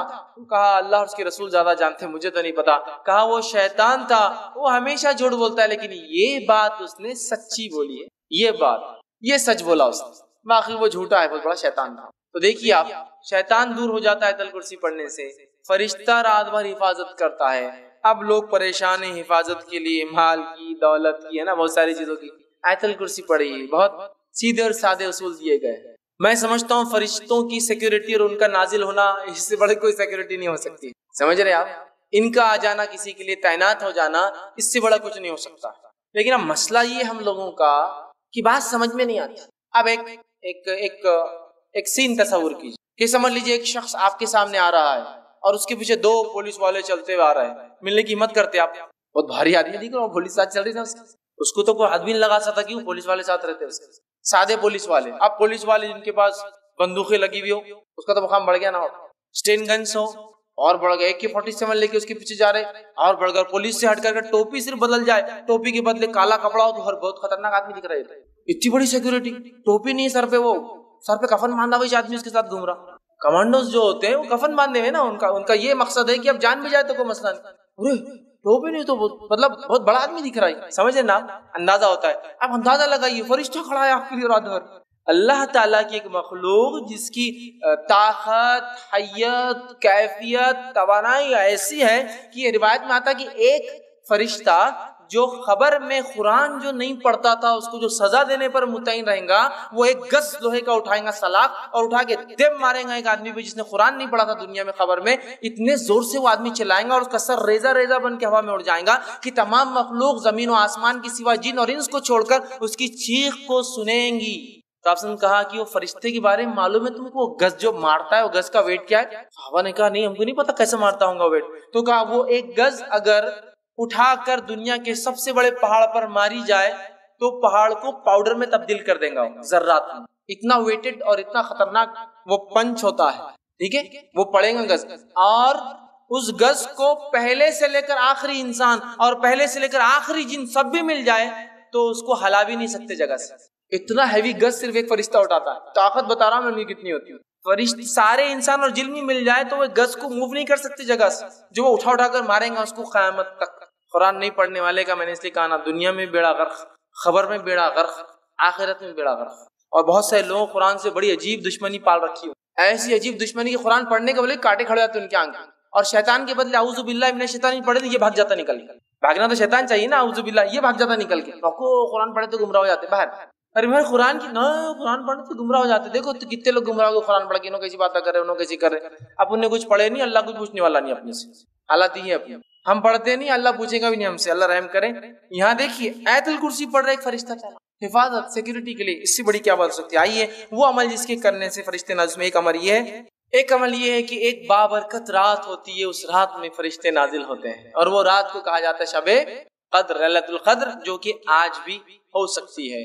21 گزر چکی ہے، وہ بھی ہو سکتی تھی، اور آنے والی اور 3 راتیں باقی، وہ بھی ہو سکتی ہے، 25، 27 اور 29 بھی ہو سکتی ہے۔ تو شب قدر میں فرشتے اترتے ہیں، جس کی گواہی اللہ رب العزت نے اپنی کتاب کے اندر سورہ قدر سورہ نمبر 97 آیت جو ہے اس پورے سورے کو آپ پڑھیے، اللہ نے فرمایا انا انزلناہ فی لیلۃ القدر، ہم نے قرآن کو لیلۃ القدر میں نازل کیا۔ وما ادراک ما لیلۃ القدر، اور مسلمانوں کیا چیز ہے جو تمہیں سمجھائے لیلۃ القدر کیا ہے؟ لیلۃ القدر خیر من الف شہر، بس تمہاری عقلوں کو اتنی بات تو ضرور سمجھ میں آ جائیں گے، اور اتنا کافی ہے تمہاری سمجھ کے لیے، 1000 مہینوں سے افضل یہ رات ہے۔ تنزل الملائکۃ والروح، اور اترتے ہیں اس رات فرشتے اور جبرائیل، یاد رکھیے۔ اور جبرائیل علیہ السلام کا ایک نام کیا ہے معلوم آپ کو؟ روح۔ جبرائیل علیہ السلام کا ایک نام یاد رکھیے، وہ روح ہے، یاد رکھیے، نہیں تو آپ بولیں گے تنزل الملائکۃ والروح، اور ایک صاحب ایک بار تفسیر کرنے لگے، اترتے ہیں اس رات فرشتے اور بڈھے اور بڑوں کی روحیں، ملائکہ الگ ہے نا اور روح الگ ہے، تو پھر صحیح بات ہے نا۔ یاد رکھیے یہاں روح سے مراد جبرائیل علیہ السلام ہے، روح الامین بھی ان کا ایک نام ہے، جبرائیل بھی ان کا ایک نام ہے، جبریل بھی ان کا ایک نام ہے، ٹھیک ہے؟ تو روح بھی انہیں کہا جاتا ہے، روح الامین بھی کہا جاتا ہے، 4 نام ان کے قرآن میں آتے ہیں، جبرائیل، جبریل، روح الامین اور روح۔ تو اترتے ہیں اس رات جبرائیل، سردار فرشتوں کے وہ، اور ساتھ میں پورے لے کر، اور جو ہے وہ رات اتنے فرشتے اترتے ہیں کہ مسند احمد کی روایت میں آپ نے فرماتے ہیں اس مبارک رات قدر کے اندر فرشتے اتنے نازل ہوتے ہیں جیسے دنیا میں کنکر اتنے نازل ہوتے ہیں. اور جو علماء لکھتے ہیں اس کی تفسیر میں کہ شب قدر کو قدر اسی لیے کہا جاتا ہے اتنے زیادہ فرشتے اترتے ہیں کہ قدم رکھنے کو فرشتوں کو جگہ نہیں ہے. اب اس رات کو بھی کیسے مناتے اور کیا حال ہے ہمارا، مجھے زیادہ بولنے کی ضرورت نہیں. پہلے تو 5 میں سے 1 ہے تو اپنے لیے تو 1 ہی فکس ہے. پہلے سے انڈین لوگوں کو آکرشت کسی نے بتا دیا یا اللہ نے وہی بھیج دی کہ بھائی تمہارے لیے 27 کہے کو محنت کر رہے تم 5 راتیں جاگ رہے 27 کو جاگو اور 27 کو جاگ کے پوری علامتیں فٹ کر لیتے ہو رات میں. ایسا ہو سب ماشاء اللہ. چلو بھیا 5 جاگے تو فرق محسوس ہوگا کہ 27 کیا الگ تھی. 1 ہی جاگ کے سب کچھ فٹ کر کے اور چلو مل گیا اپنے 1000 مہینوں کا سب جاؤ اور سو جاؤ. 5 تلاش کرنا ہے. نبی اکرم صلی اللہ علیہ وسلم سارا آخری عشرہ جاگ کر عبادت کرتے، اعتکاف میں ہوتے اور بیویوں کے گھر پہ کسی خادم کو بھیجتے جا کے اٹھاؤ قدر ہو سکتی ہے آج، جاگو عبادت کرو. نہیں 5 رات کون چھٹی دیں گا بھیا، میرے کو چھٹی کہاں ملتی، 5 راتیں کیسے میں جاؤں گا، مشکل ہے. ایک دن ملاقات ہوئے، رے بھائی بہت آپ کی آنکھیں لال لال دکھ رہی، کیا بات ہے؟ 10 راتوں سے سویا نہیں میں. کیوں، کیا مسئلہ ہے؟ گھر میں شادی ہے نا، کوئی معمولی چیز ہے کیا؟ ہلدی مہندی سانچک رجگے شادی ولیمہ جماگی کیا کیا نہیں رہتا، اتنا سب کرنا پڑتا تو رات بھر میں جاگ رہا. اچھا شب قدر کی 5 وہ نہیں ہو سکتی کیونکہ شادی کا ثواب شاید اس سے زیادہ ہے وہ جاگنے کا، وہ بدعتوں اور رسومات اور خرافات کرنے کا، اس لیے نہیں ہو رہا. ارے آپ بہت جاگے ہوئے دکھ رہے 1 مہینے سے آپ جو ہے سوئے نہیں، جاگتے رہے. گھر میں بیمار ہے نا میرے امی، ارے ٹھیک ہے اس کے لیے تو مطلب بیماری کے لیے جاگ سکتے، رسومات کے لیے جاگ سکتے، سفر کے لیے جاگ سکتے، خرافات کے لیے جاگ سکتے، پکنک کے لیے گھومنے پھرنے جانا ہے تو جاگ سکتے. لیکن شب قدر کی 5 رات ذرا ٹف ہو جاتا، مشکل ہے. اس دن بزنس ڈوبتا ہوا نظر آتا، باس چڑھتا ہوا نظر آتا، نوکری جانے کا ڈر لگتا، باقی جگہ نہیں ہوتا، باقی جگہ نہیں ہوتا. اس رات اترتے ہیں، بہت بابرکت رات ہے، مبارک رات ہے. صحیح بخاری کی روایت سے فرماتے کہتے ہیں جس شخص نے حالت ایمان کے اندر جو ہے ثواب کی نیت سے شب قدر میں قیام کیا، عبادت کی نماز پڑھی، غفر له ما تقدمت من ذنبک، اللہ پچھلے گناہ معاف کر دیتا ہے. بہت بابرکت رات ہے. اسی طرح وہ عمل جن کے کرنے سے فرشتے نازل، اس میں سے ایک عمل یہ ہے استقامت، جم جانا اپنے دین پر، اس سے بھی فرشتے نازل ہوتے ہیں. اللہ رب العزت سورہ فصیلت سورہ نمبر 41 آیت نمبر 30 میں فرماتا کہتا ہے ان الذين قالوا ربنا الله ثم استقاموا تتنزل عليهم الملائكه الا تخافوا ولا تحزنوا وابشروا بالجنه التي كنتم توعدون. اللہ فرماتا کہتا ہے بے شک جن لوگوں نے یہ کہا کہ ہمارا رب اللہ ہے اور ثم استقم اور اس پر جم گئے، استقامت حاصل کری، تتنزل عليهم الملائكه تو ان کے اوپر اترتے ہیں فرشتے، اللہ تخافوا اور کہتے اگر خوف مت کھاؤ، وتحزنوا اور غم بھی مت کھاؤ، ڈرو بھی مت، خوف بھی مت کھاؤ، پریشان بھی مت ہو، وابشروا اور بشارتیں دیتے ہیں جنت کی جس کا تم سے وعدہ کیا جا رہا. کتنی بڑی بات ہے نا، استقامت دین پر جم جانے کو کہتے. اب استقامت تو بڑی دور کی بات ہے، دھکے دھکے پر ایمان آ رہا اور جا رہا. استقامت مطلب جم جانا، ڈٹ جانا. صحیح مسلم کی روایت ہے ایک صحابی اور کہ اللہ کے رسول صلی اللہ علیہ وسلم مجھے کوئی ایسی وصیت اور بات بتائیے جس کو میں مان لوں آپ کی کہ میں جو ہے یہ بات کو ہمیشہ کروں اور میں جو اس پر عمل پیرا ہوں. تو آپ نے فرمایا قل آمنت باللہ، تو یہ کہے کہ اللہ پر ایمان لا، ثم استقم پھر جم جا اس کو، اڑ جا اپنے دین پر اور اسلام پر کہ دنیا گئی تو گئی، نوکری گئی تو گئی، معاملات دنیا جو سمجھے لوگ میرے بارے میں جو کہتے اگر میرے دین نے کہا ہے ثم مستقیم، جم گیا میں اس کے اوپر، اب مجھے کوئی ہلا نہیں سکتا. یہ بڑی اہم چیز. ارے بھیا اتنی بڑی داڑھی رکھ لیا تو نے، داڑھی کو سے کسٹمر تھوڑی آئیں گے سٹاسٹ صاف. کسٹمر بولے تو بہت بڑا اس کا مقام رہتا نا. استقامت، جم جائیے، اس دن کو حق سمجھتے ہیں، توکل کر لیجیے پھر اللہ پر، سب کچھ یہ کرنے والا ہے. کوشش نہیں چھوڑنا ہے، لیکن ہاں میں یہ نہیں کر رہا ہوں کہ آپ کچھ نہیں گھر میں پڑے رہیے، کوشش کرتے رہیے. تو بہرحال استقامت جو اختیار کرتا ہے، فرشتے نازل ہو کے خوشخبریاں دیتے ہیں، غم مت کھاؤ، ڈرو مت، کچھ نہیں ہوتا، تسلی دیتے ہیں. جس کے ساتھ کیفیت حالات واقعات ہے وہ جانتا کیسی تسلی فرشتے اس کو. سکینت طاری ہو جاتی جب دنیا پریشان ہے، وہ چونکہ اس کو فرشتے بشارت دے رہے ہیں، سکون طاری کر رہے ہیں. اسی طرح وہ عمل جس سے کرنے سے فرشتے نازل وہ ہے تہجد گزار، جو رات میں اٹھ کر نماز پڑھتا ہے تہجد کی، اس کے لیے فرشتے اترتے ہیں. اور صحیح مسلم کی روایت ہے نبی کریم صلی اللہ علیہ وسلم کا جسے خوف ہو کہ آخری شب میں وہ نہ اٹھ سکے تو وہ اول شب میں پڑھ لے، مطلب رات کی نماز جو اول شب میں پڑھ لے، جلدی پڑھ لے. اور جسے آرزو ہو کہ آخر شب میں اٹھے تو یہ تو افضل ہے، تو آخر شب میں اٹھ کر تہجد کی نماز پڑھے، اس لیے کہ آخر شب کی نماز ایسی ہے کہ اس میں فرشتے نازل ہوتے ہیں اور وہ افضل ہے. تو تہجد اول بھی پڑھی جاتی ہے، عشاء کے بعد پڑھی جا سکتی ہے، اور آخری وقت اس کا سحر کا آخری وقت ہے تب بھی پڑھی جا سکتی ہے، اور اگر آخری وقت میں پڑھو تو فرشتے حاضر ہوتے ہیں. دیکھیے تہجد جو شخص پڑھتا ہے فرشتے حاضر ہوتے ہیں اس کے. اسی طرح وہ عمل جس سے کرنے سے فرشتے اترتے ہیں نازل ہوتے ہیں، فجر اور عصر کی نماز کو با جماعت پڑھنا، اس لیے کہ اس کے لیے فرشتے نازل ہوتے ہیں. روایت ابن خزیمہ کی، صحیح بخاری میں بھی یہ حدیث آتی ہے، نبی کرم صلی اللہ علیہ وسلم نے فرمایا کہ ہر روز فرشتے 2 شفٹ میں چینج ہوتے ہیں، ایک فجر اور ایک عصر، تو لہٰذا تم اس نمازوں کو بالکل نہ چھوڑو، اس لیے کہ جب فجر میں تم نماز پڑھتے ہوں گے شفٹ چینج ہوں گی تو پھر رات کے فرشتے صبح کے فرشتوں سے کہیں گے اور پوچھیں گے کہ بھائی کیا ہوا رات میں، کیا بندے کی حال میں پایا، تو کہیں گے وہ تو نماز پڑھ رہا تھا فجر کی. پھر جب عصر میں آئیں گے پھر شفٹ چینج ہوں گی تو تب وہ فرشتے پوچھیں گے شام کی کہ اس کو کیسے حال میں پایا، تو کہیں گے وہ نماز پڑھ رہا تھا، چونکہ عصر اور فجر یاد رکھتا ہے. تو جو لوگ یہ 2 نماز پڑھتے ہیں ان کے لیے فرشتے اترتے ہیں. اور جو ہے ابن خزیمہ کی روایت میں الفاظ اضافی یہ ہے کہ فرشتے کہتے ہیں اے الہی انہیں قیامت کے دن معاف فرما دے. جو لوگ فجر اور عصر کی پڑھتے ہیں فرشتے ان کے لیے کیا کہتے ہیں؟ اللہ ان کو معاف کر دے. اسی طرح وہ عمل جس سے کرنے سے فرشتے نازل ہوتے ہیں اس میں عمل ہے جمعہ میں اول وقت میں مسجد میں پہنچنا. اس عمل سے فرشتے نازل ہوتے ہیں. جمعہ کے دن اول وقت سب سے پہلے مسجد میں آنا. صحیح بخاری کی روایت ہے، نبی اکرم صلی اللہ علیہ وسلم فرماتے ہیں کہ جمعہ کے دن جو ہے فرشتے مسجد کے دروازوں پر کھڑے ہو جاتے ہیں، مطلب اتر جاتے ہیں اور کھڑے ہو جاتے ہیں، اور ہر داخلہ کرنے والے کا نام رجسٹر کرتے لکھتے رہتے ہیں، یہ آیا یہ آیا. اور جو سب سے پہلی صف میں آتا ہے اس کو اونٹ قربان کرنے کا ثواب، صدقہ کرنے کا. جو دوسری صف میں آتا ہے اس کو جو ہے بیل قربان کرنے کا ثواب. جو تیسری صف میں آتا ہے اس کو بھیڑ بکری قربان کرنے کا ثواب. جو چوتھی صف میں بیٹھتا ہے اس کو مرغی صدقہ کرنے کا ثواب. جو پانچویں صف میں آتا ہے اس کو انڈا صدقہ کرنے کا ثواب. پھر جب خطیب خطبہ دینا شروع کر دیتا ہے تو فرشتے لکھنا چھوڑ کر خطیب کا خطبہ سننے کے لیے آ جاتے ہیں. تو گویا جمعہ کے دن فرشتے نازل ہوتے ہیں. جمعہ کی نماز کو اول صفوں میں آنے والوں کے لیے کھڑے ہوتے ہیں. خطیب کی خطبہ شروع ہونے تک لکھتے رہتے ہیں. خطبہ شروع ہونے کے بعد لکھنا بند کر کے آکے وہ کر لیتے ہیں. تو اپنے نام کو ہر جمعہ ضرور رجسٹرڈ کروائے، ہے نا، بولتے ہیں نا اپنا نام ضرور لکھوائے یا آفس میں ضرور اندراج کروائے، برتھ سرٹیفکیٹ ڈیتھ سرٹیفکیٹ ضرور بنائے. تو میں کہوں ہر جمعہ ضرور جلدی آ کے نام اندراج کروائے. اسی لیے حدیث میں نا 3 جمعہ کوئی نہ آئے تو اللہ اس کے دل پہ مہر لگا دیتا ہے کہ 3 جمعہ تک رجسٹریشن ہی نہیں ہونا اس کا مسجد کے اندر. فرشتے لکھتے ہیں، نوٹ کر رہے ہیں. تو جمعہ میں آنا ہے اور خطبہ شروع ہونے سے پہلے ہمارے پاس بہت سارے لوگ مسجد کے سامنے بھی آ گئے تو پیچھے بڑے آتے ہیں، بولتے ہیں ابھی خطبہ ختم ہوگا نا جب وہ پڑھیں گے تو تب بھاگتے آ کے پیچھے کھڑے جانے کا. اپنے بہت لمبا خطبہ دیتے یار، بہت وہ ہوتا، میرے کو جمتا نہیں، میرے کو فلاں ہوتا. خطبہ خطیب نے شروع کیا ممبر پہ، فرشتوں نے نام لکھنا بند کر دیا. اسی طرح وہ عمل جس سے کرنے سے فرشتے اترتے وہ یہ جنگل میں بیابان میں جب اکیلے ہو کوئی نہ ہو تو کیا کرے؟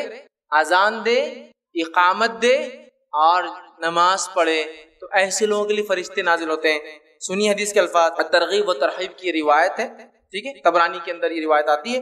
سلمان جو ہے فارسی رضی اللہ عنہ اس کے راوی فرماتے کہتے ہیں جب کوئی شخص جنگل میں ہو اور نماز کا وقت ہو جائے تو اسے چاہیے کہ وضو کر لے، اگر پانی نہ ہو تو تیمم کر لے، پھر اقامت کہہ کر نماز پڑھے. تو اس کے جو ہے دونوں جانب فرشتے جو ہے کھڑے ہو جاتے ہیں، اور جب وہ نماز اذان دے کر اقامت دینے کے بعد پڑھے تو اس کے پیچھے فرشتوں کے لشکر جو ہے دونوں کنارے آ کر کھڑے ہو جاتے ہیں، اور اتنے زیادہ ہوتے ہیں کہ جدھر تک نظر جائے ادھر تک آ کے صف بنا کر کھڑے ہو جاتے ہیں، نماز پڑھتے ہیں. اور جب وہ رکوع کرتا ہے تو وہ رکوع کرتے ہیں، جب یہ سجدہ کرتا ہے تو وہ بھی سجدہ. جنگل بیابان میں اذان دے کر اقامت دے کر نماز پڑھے.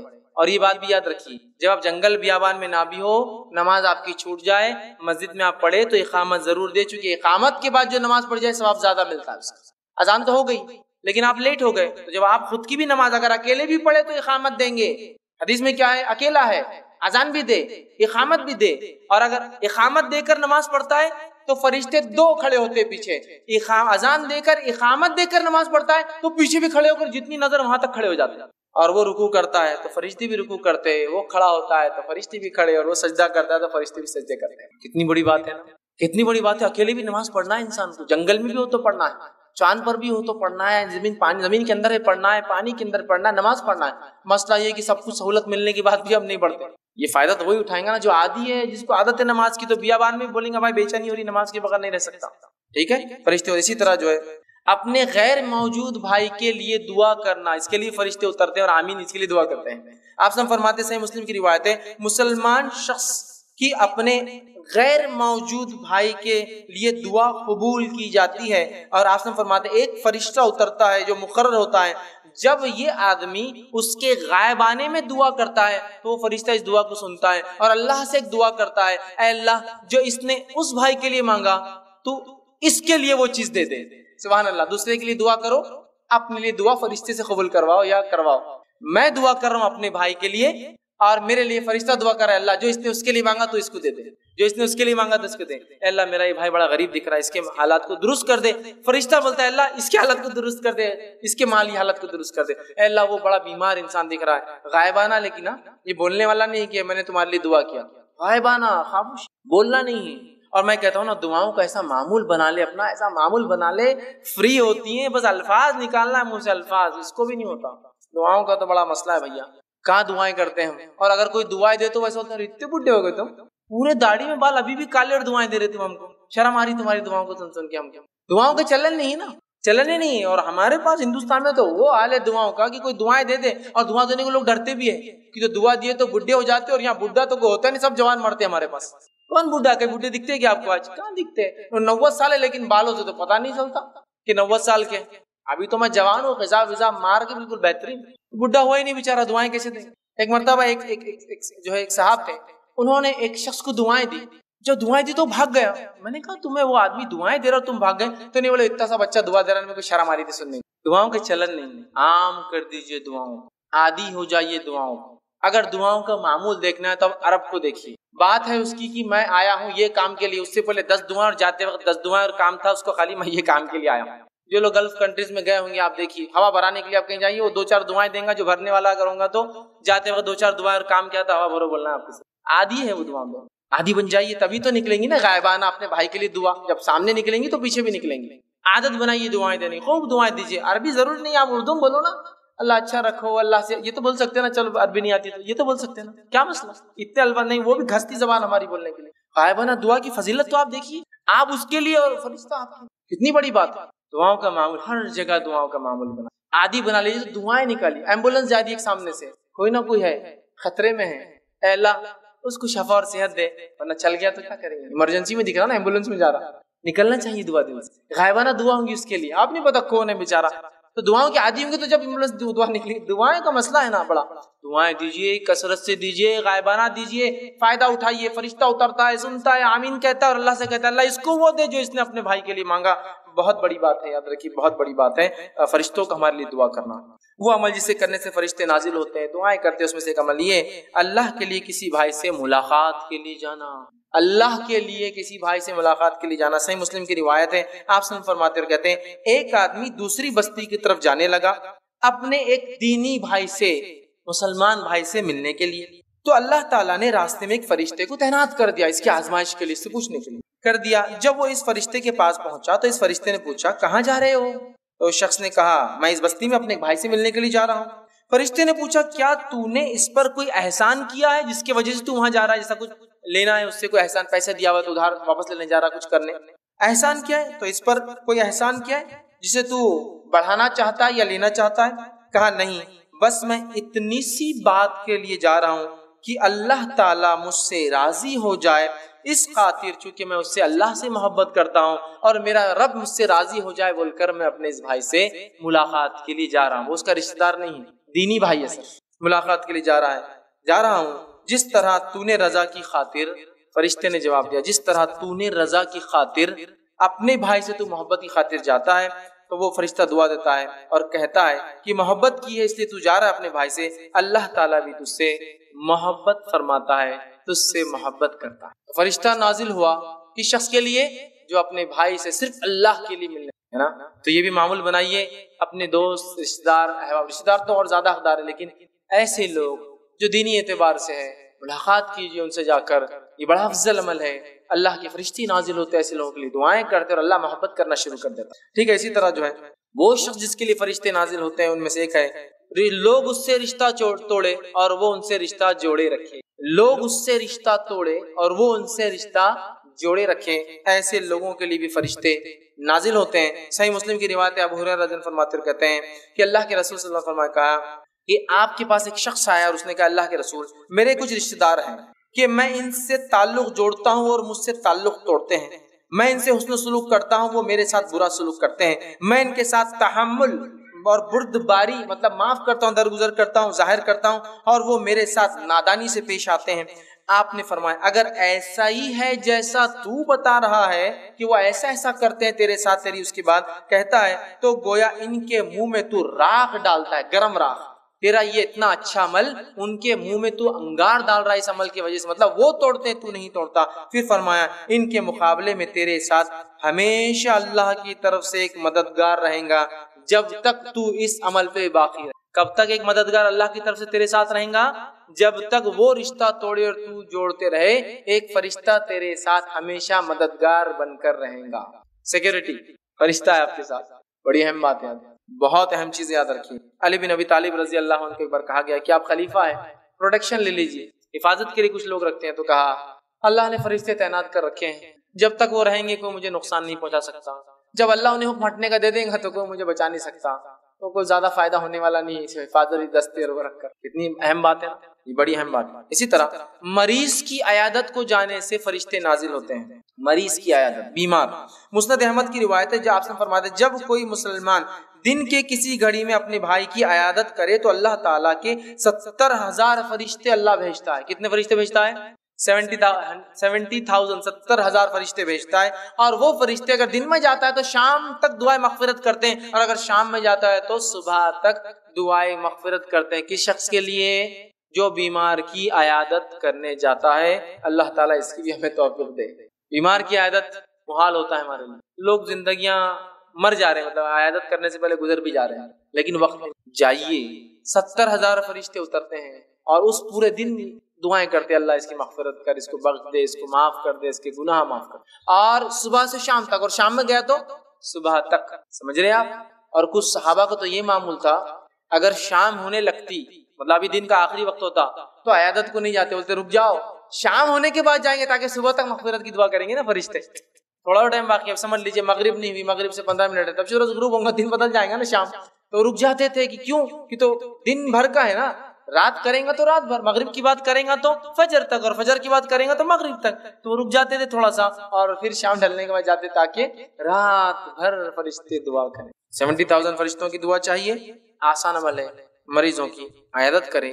لوگ اپنے دین کی دعوت و تبلیغ اس کام کے ذریعے کر رہے ہیں، یہ بڑا اہم عمل ہے، چھوٹا سا عمل ہے، بڑا اہم عمل ہے۔ اس لیے کہ جب بیمار انسان ہوتا ہے نا، وہ کسی کی بھی کوئی بھی بات میں آ جاتا ہے، بیمار کو آپ کہیں یہ کر لی وہ کر لیتا، یہاں خرچ کیجیے کر لیتا، یہ دے دیجیے دے دیتا، وہ کھا لو کھا لیتا، چونکہ اس کو شفا چاہیے، اس کو بیماری سے نجات چاہیے نا۔ ایسے موقع پر اگر حق والے لوگ نہیں جائیں گے تو پھر کون جاتے؟ باطل چلے جاتے، کچھ بھی سنا دیتے، کوئی بھی طریقہ بتا دیتے ہیں، پھر آپ بولتے رہے وہ ایسا کر رہا ہے، وہ غلط ہے، تو بھائی آپ جا کے بتاؤ نا۔ بیماری ایک موقع ایسا ہوتا ہے، لوگ سنتے ہیں، جانا چاہیے، یاد رکھیے، ٹھیک ہے۔ اسی طرح جو وہ عمل جس سے کرنے سے فرشتے نازل ہوتے وہ یہ، ایک شخص تھے جو بہت نیک و سعادت مند تھے، ان کے جنازے میں جو ہے فرشتے شامل ہوئے، بہت نیک انسان تھے، اور جو ہے یہ روایت جو ہے سنن ابو داؤد کی ہے، لیکن حدیث کے اندر وہ کون صحابی تھے ان کا کوئی تفصیلات تذکرہ نہیں ہے، لیکن ایک نیک انسان تھے۔ نبی اکرم صلی اللہ علیہ وسلم کی جنازے میں پیدل چلنے لگے، صحابہ نے کہا اللہ کے رسول سواری پہ چلیے نا، آپ تھک جائیں گے، آپ نے کہا نہیں، پھر واپس آنے لگے تو پھر کہا اللہ کے رسول صلی اللہ علیہ وسلم سواری پہ چلیے نا، تھک جائیں گے۔ اس سے پتہ چلا بوڑھا انسان یا بیمار انسان سواری پر بھی قبرستان جا سکتا ہے۔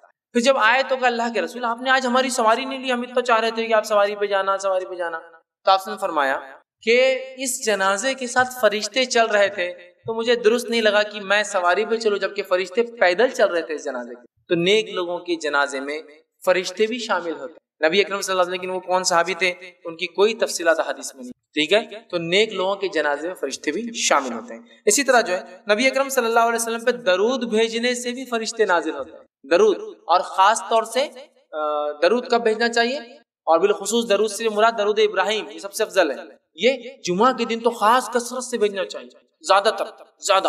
اور درود کے اتنے فضائل ہیں، انشاءاللہ میں آگے فرشتے کس کے لیے دعا کرتے ہیں اور کس کے لیے بد دعا کرتے ہیں، ایک اور عنوان آ رہا ہے، اس میں انشاءاللہ بات رکھوں گا، لیکن مختصر کہتا ہوں فرشتے دعا کرتے اور درود کے فضائل میں ایک بات یہ آتی ہے، ایک صحابی نے کہا اللہ کے رسول اگر میں اپنی دعاؤں میں اگر 1/3 مطلب 1/4 درود پڑھوں تو 25% میری دعا کا 25% صرف درود، تو چل جائیں گا؟ تو آپ نے کہا کم ہے، تو کہا 35% اگر درود پڑھوں اور باقی میری دعا ہو، تو کہا زیادہ کرے تو بہتر ہے، تو کہا کہ آدھے میں درود بھیجوں، مطلب آدھی دعائیں درود اور آدھی دعائیں اپنے لیے کروں، تو کہا ٹھیک ہے لیکن اور بڑا تو اچھا ہے، تو کیا کہا پورا میں صرف درود ہی بھیجوں، تو کہا تیرے لیے کفایت کر جائیں گے، کیونکہ جو درود پڑھتا ہے اس کے اللہ مسائل حل کر دیتا ہے اور مصیبت سے نکال دیتا ہے، تو کہا میں آج کے بعد صرف درود ہی پڑھوں گا اور دعا کرتا ہی نہیں ہوں، آپ سمجھ کچھ نہیں کہا اور وہ چلے گئے نکل کر۔ اسی لیے آپ دیکھیے جب کوئی آدمی مصیبت میں پھنستا ہے، ہمارے پاس تو نہیں ہوتا لیکن عربوں کو دیکھیے آپ، مصیبت میں پھنسا کہ اللہم صلی علی محمد شروع کر درود پڑھنا، چونکہ درود دعا ہے، درود کی وجہ سے مصیبت حل ہو جاتی ہے، کیونکہ آپ سب صحابی کو بتا رہی صحیح روایت ہے۔ بہت سے علماء کو آپ دیکھیے کوئی حوالہ نہیں ملا تو اللہم صلی علی محمد شروع ہو جاتا درود پڑھنا، اس لیے کہ مسئلہ ہے نا، حوالہ نہیں مل رہا کہاں ہے، دعا کے بدلے درود۔ تو وہ صحابی نے کیا کہا، ایک چوتھائی، ایک تہائی، آدھا، پورا، تو آپ خاموش ہے نا، یہ نہیں کہا کہ نہیں پورے دعا بھی کر، کہا میں اب صرف درود ہی بھیجوں گا آپ پہ، تو کہا اللہ تیرے سب مسئلے حل کر دیں گے جہاں درود ہی بھیجتا ہے۔ بڑی بات، درود پڑھنے والے کے لیے فرشتے بھی نازل ہوتے ہیں، اور حدیث کے اندر الفاظ اس طرح سے، طبرانی کی روایت ہے کہ جو ہے عقبہ بن عامر رضی اللہ عنہ فرماتے ہیں کہ نبی اکرم صلی اللہ علیہ وسلم نے کہا کہ جو شخص جو نبی اکرم صلی اللہ علیہ وسلم درود بھیجتا ہے تو وہ درود آپ تک پہنچا دیا جاتا ہے۔ یہ نسائی کی روایت ہے۔ ابو داؤد کی روایت میں الفاظ ہیں، اپنے گھروں کو قبرستان نہ بناؤ اور میری خبر کو جو ہے میلہ گاہ نہ بناؤ۔ پھر آگے فرمایا تم میرے اوپر درود پڑھو، بے شک تمہارا درود مجھے پہنچا دیا جاتا ہے چاہے تم جہاں بھی رہو۔ یہ کیسے ہوتا ہے؟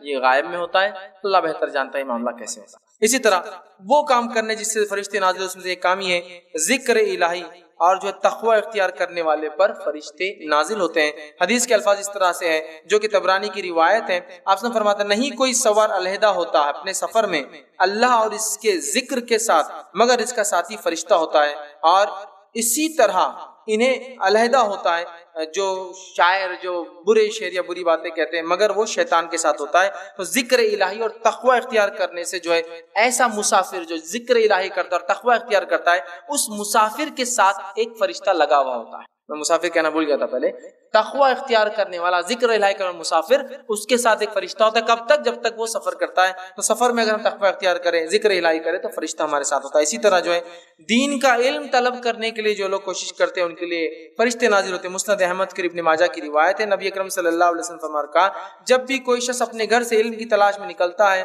تو اس طالب علم کے لیے اس عمل سے خوش ہو کر فرشتے اپنے پر اس پر ڈھانک دیتے ہیں، مطلب فرشتے اترتے ہیں اور طالب علم کو گھیر لیتے ہیں پروں سے۔ تو ہمیں دین کا علم خوب حاصل کرنا چاہیے، یاد رکھیے، اس لیے کہ اس پہ علم حاصل کر کے عمل کریں گے دوسروں تک پہنچائیں گے۔ اسی طرح جو ہے قیامت سے قریب مدینہ کی حفاظت کے لیے جو ہے اور مکہ کی حفاظت کے لیے فرشتے نازل ہوں گے، اور حدیث کے الفاظ اس طرح سے، بہت لمبی طویل حدیث ہے، اس میں آپ نے فرمایا قیامت سے قریب دجال مدینے میں داخل نہیں ہوگا۔ کیوں؟ اس لیے کہ جب دجال مدینے کا قصد کریں گا تو اللہ تعالیٰ فرشتوں کو نازل کریں گا جو ننگی تلواریں لے کر آئیں گے، تو دجال مدینے اور مکہ میں داخل نہیں ہوں گا۔ اور مدینے کے تعلق سے آپ نے ہاتھ مار کر کہا یہ طیبہ ہے، یہ وہ پاکیزہ جگہ ہے جہاں دجال داخل نہیں ہوں گا۔ تو پھر صحابہ نے کہا اللہ کے رسول وہ برے لوگ جو ہوں گے مدینہ میں، چونکہ سب تو اچھے نہیں ہوں گے، برے لوگ کیا ہوں گا؟ تو کہا مدینے میں ایک زلزلہ آئے گا اور مدینہ اپنے منافقین اور برے لوگوں کو خود باہر نکال کے پھینک دیں گا اور دجال کے ساتھ چلے جائیں گے، لیکن وہ ساری دنیا میں گھومیں گا سوائے مکہ اور مدینہ کو چھوڑ کر۔ ٹھیک، تو یہ وہ چند چیزیں تھی جو کرنے سے میں نے مناسب سمجھی آپ کے سامنے رکھوں۔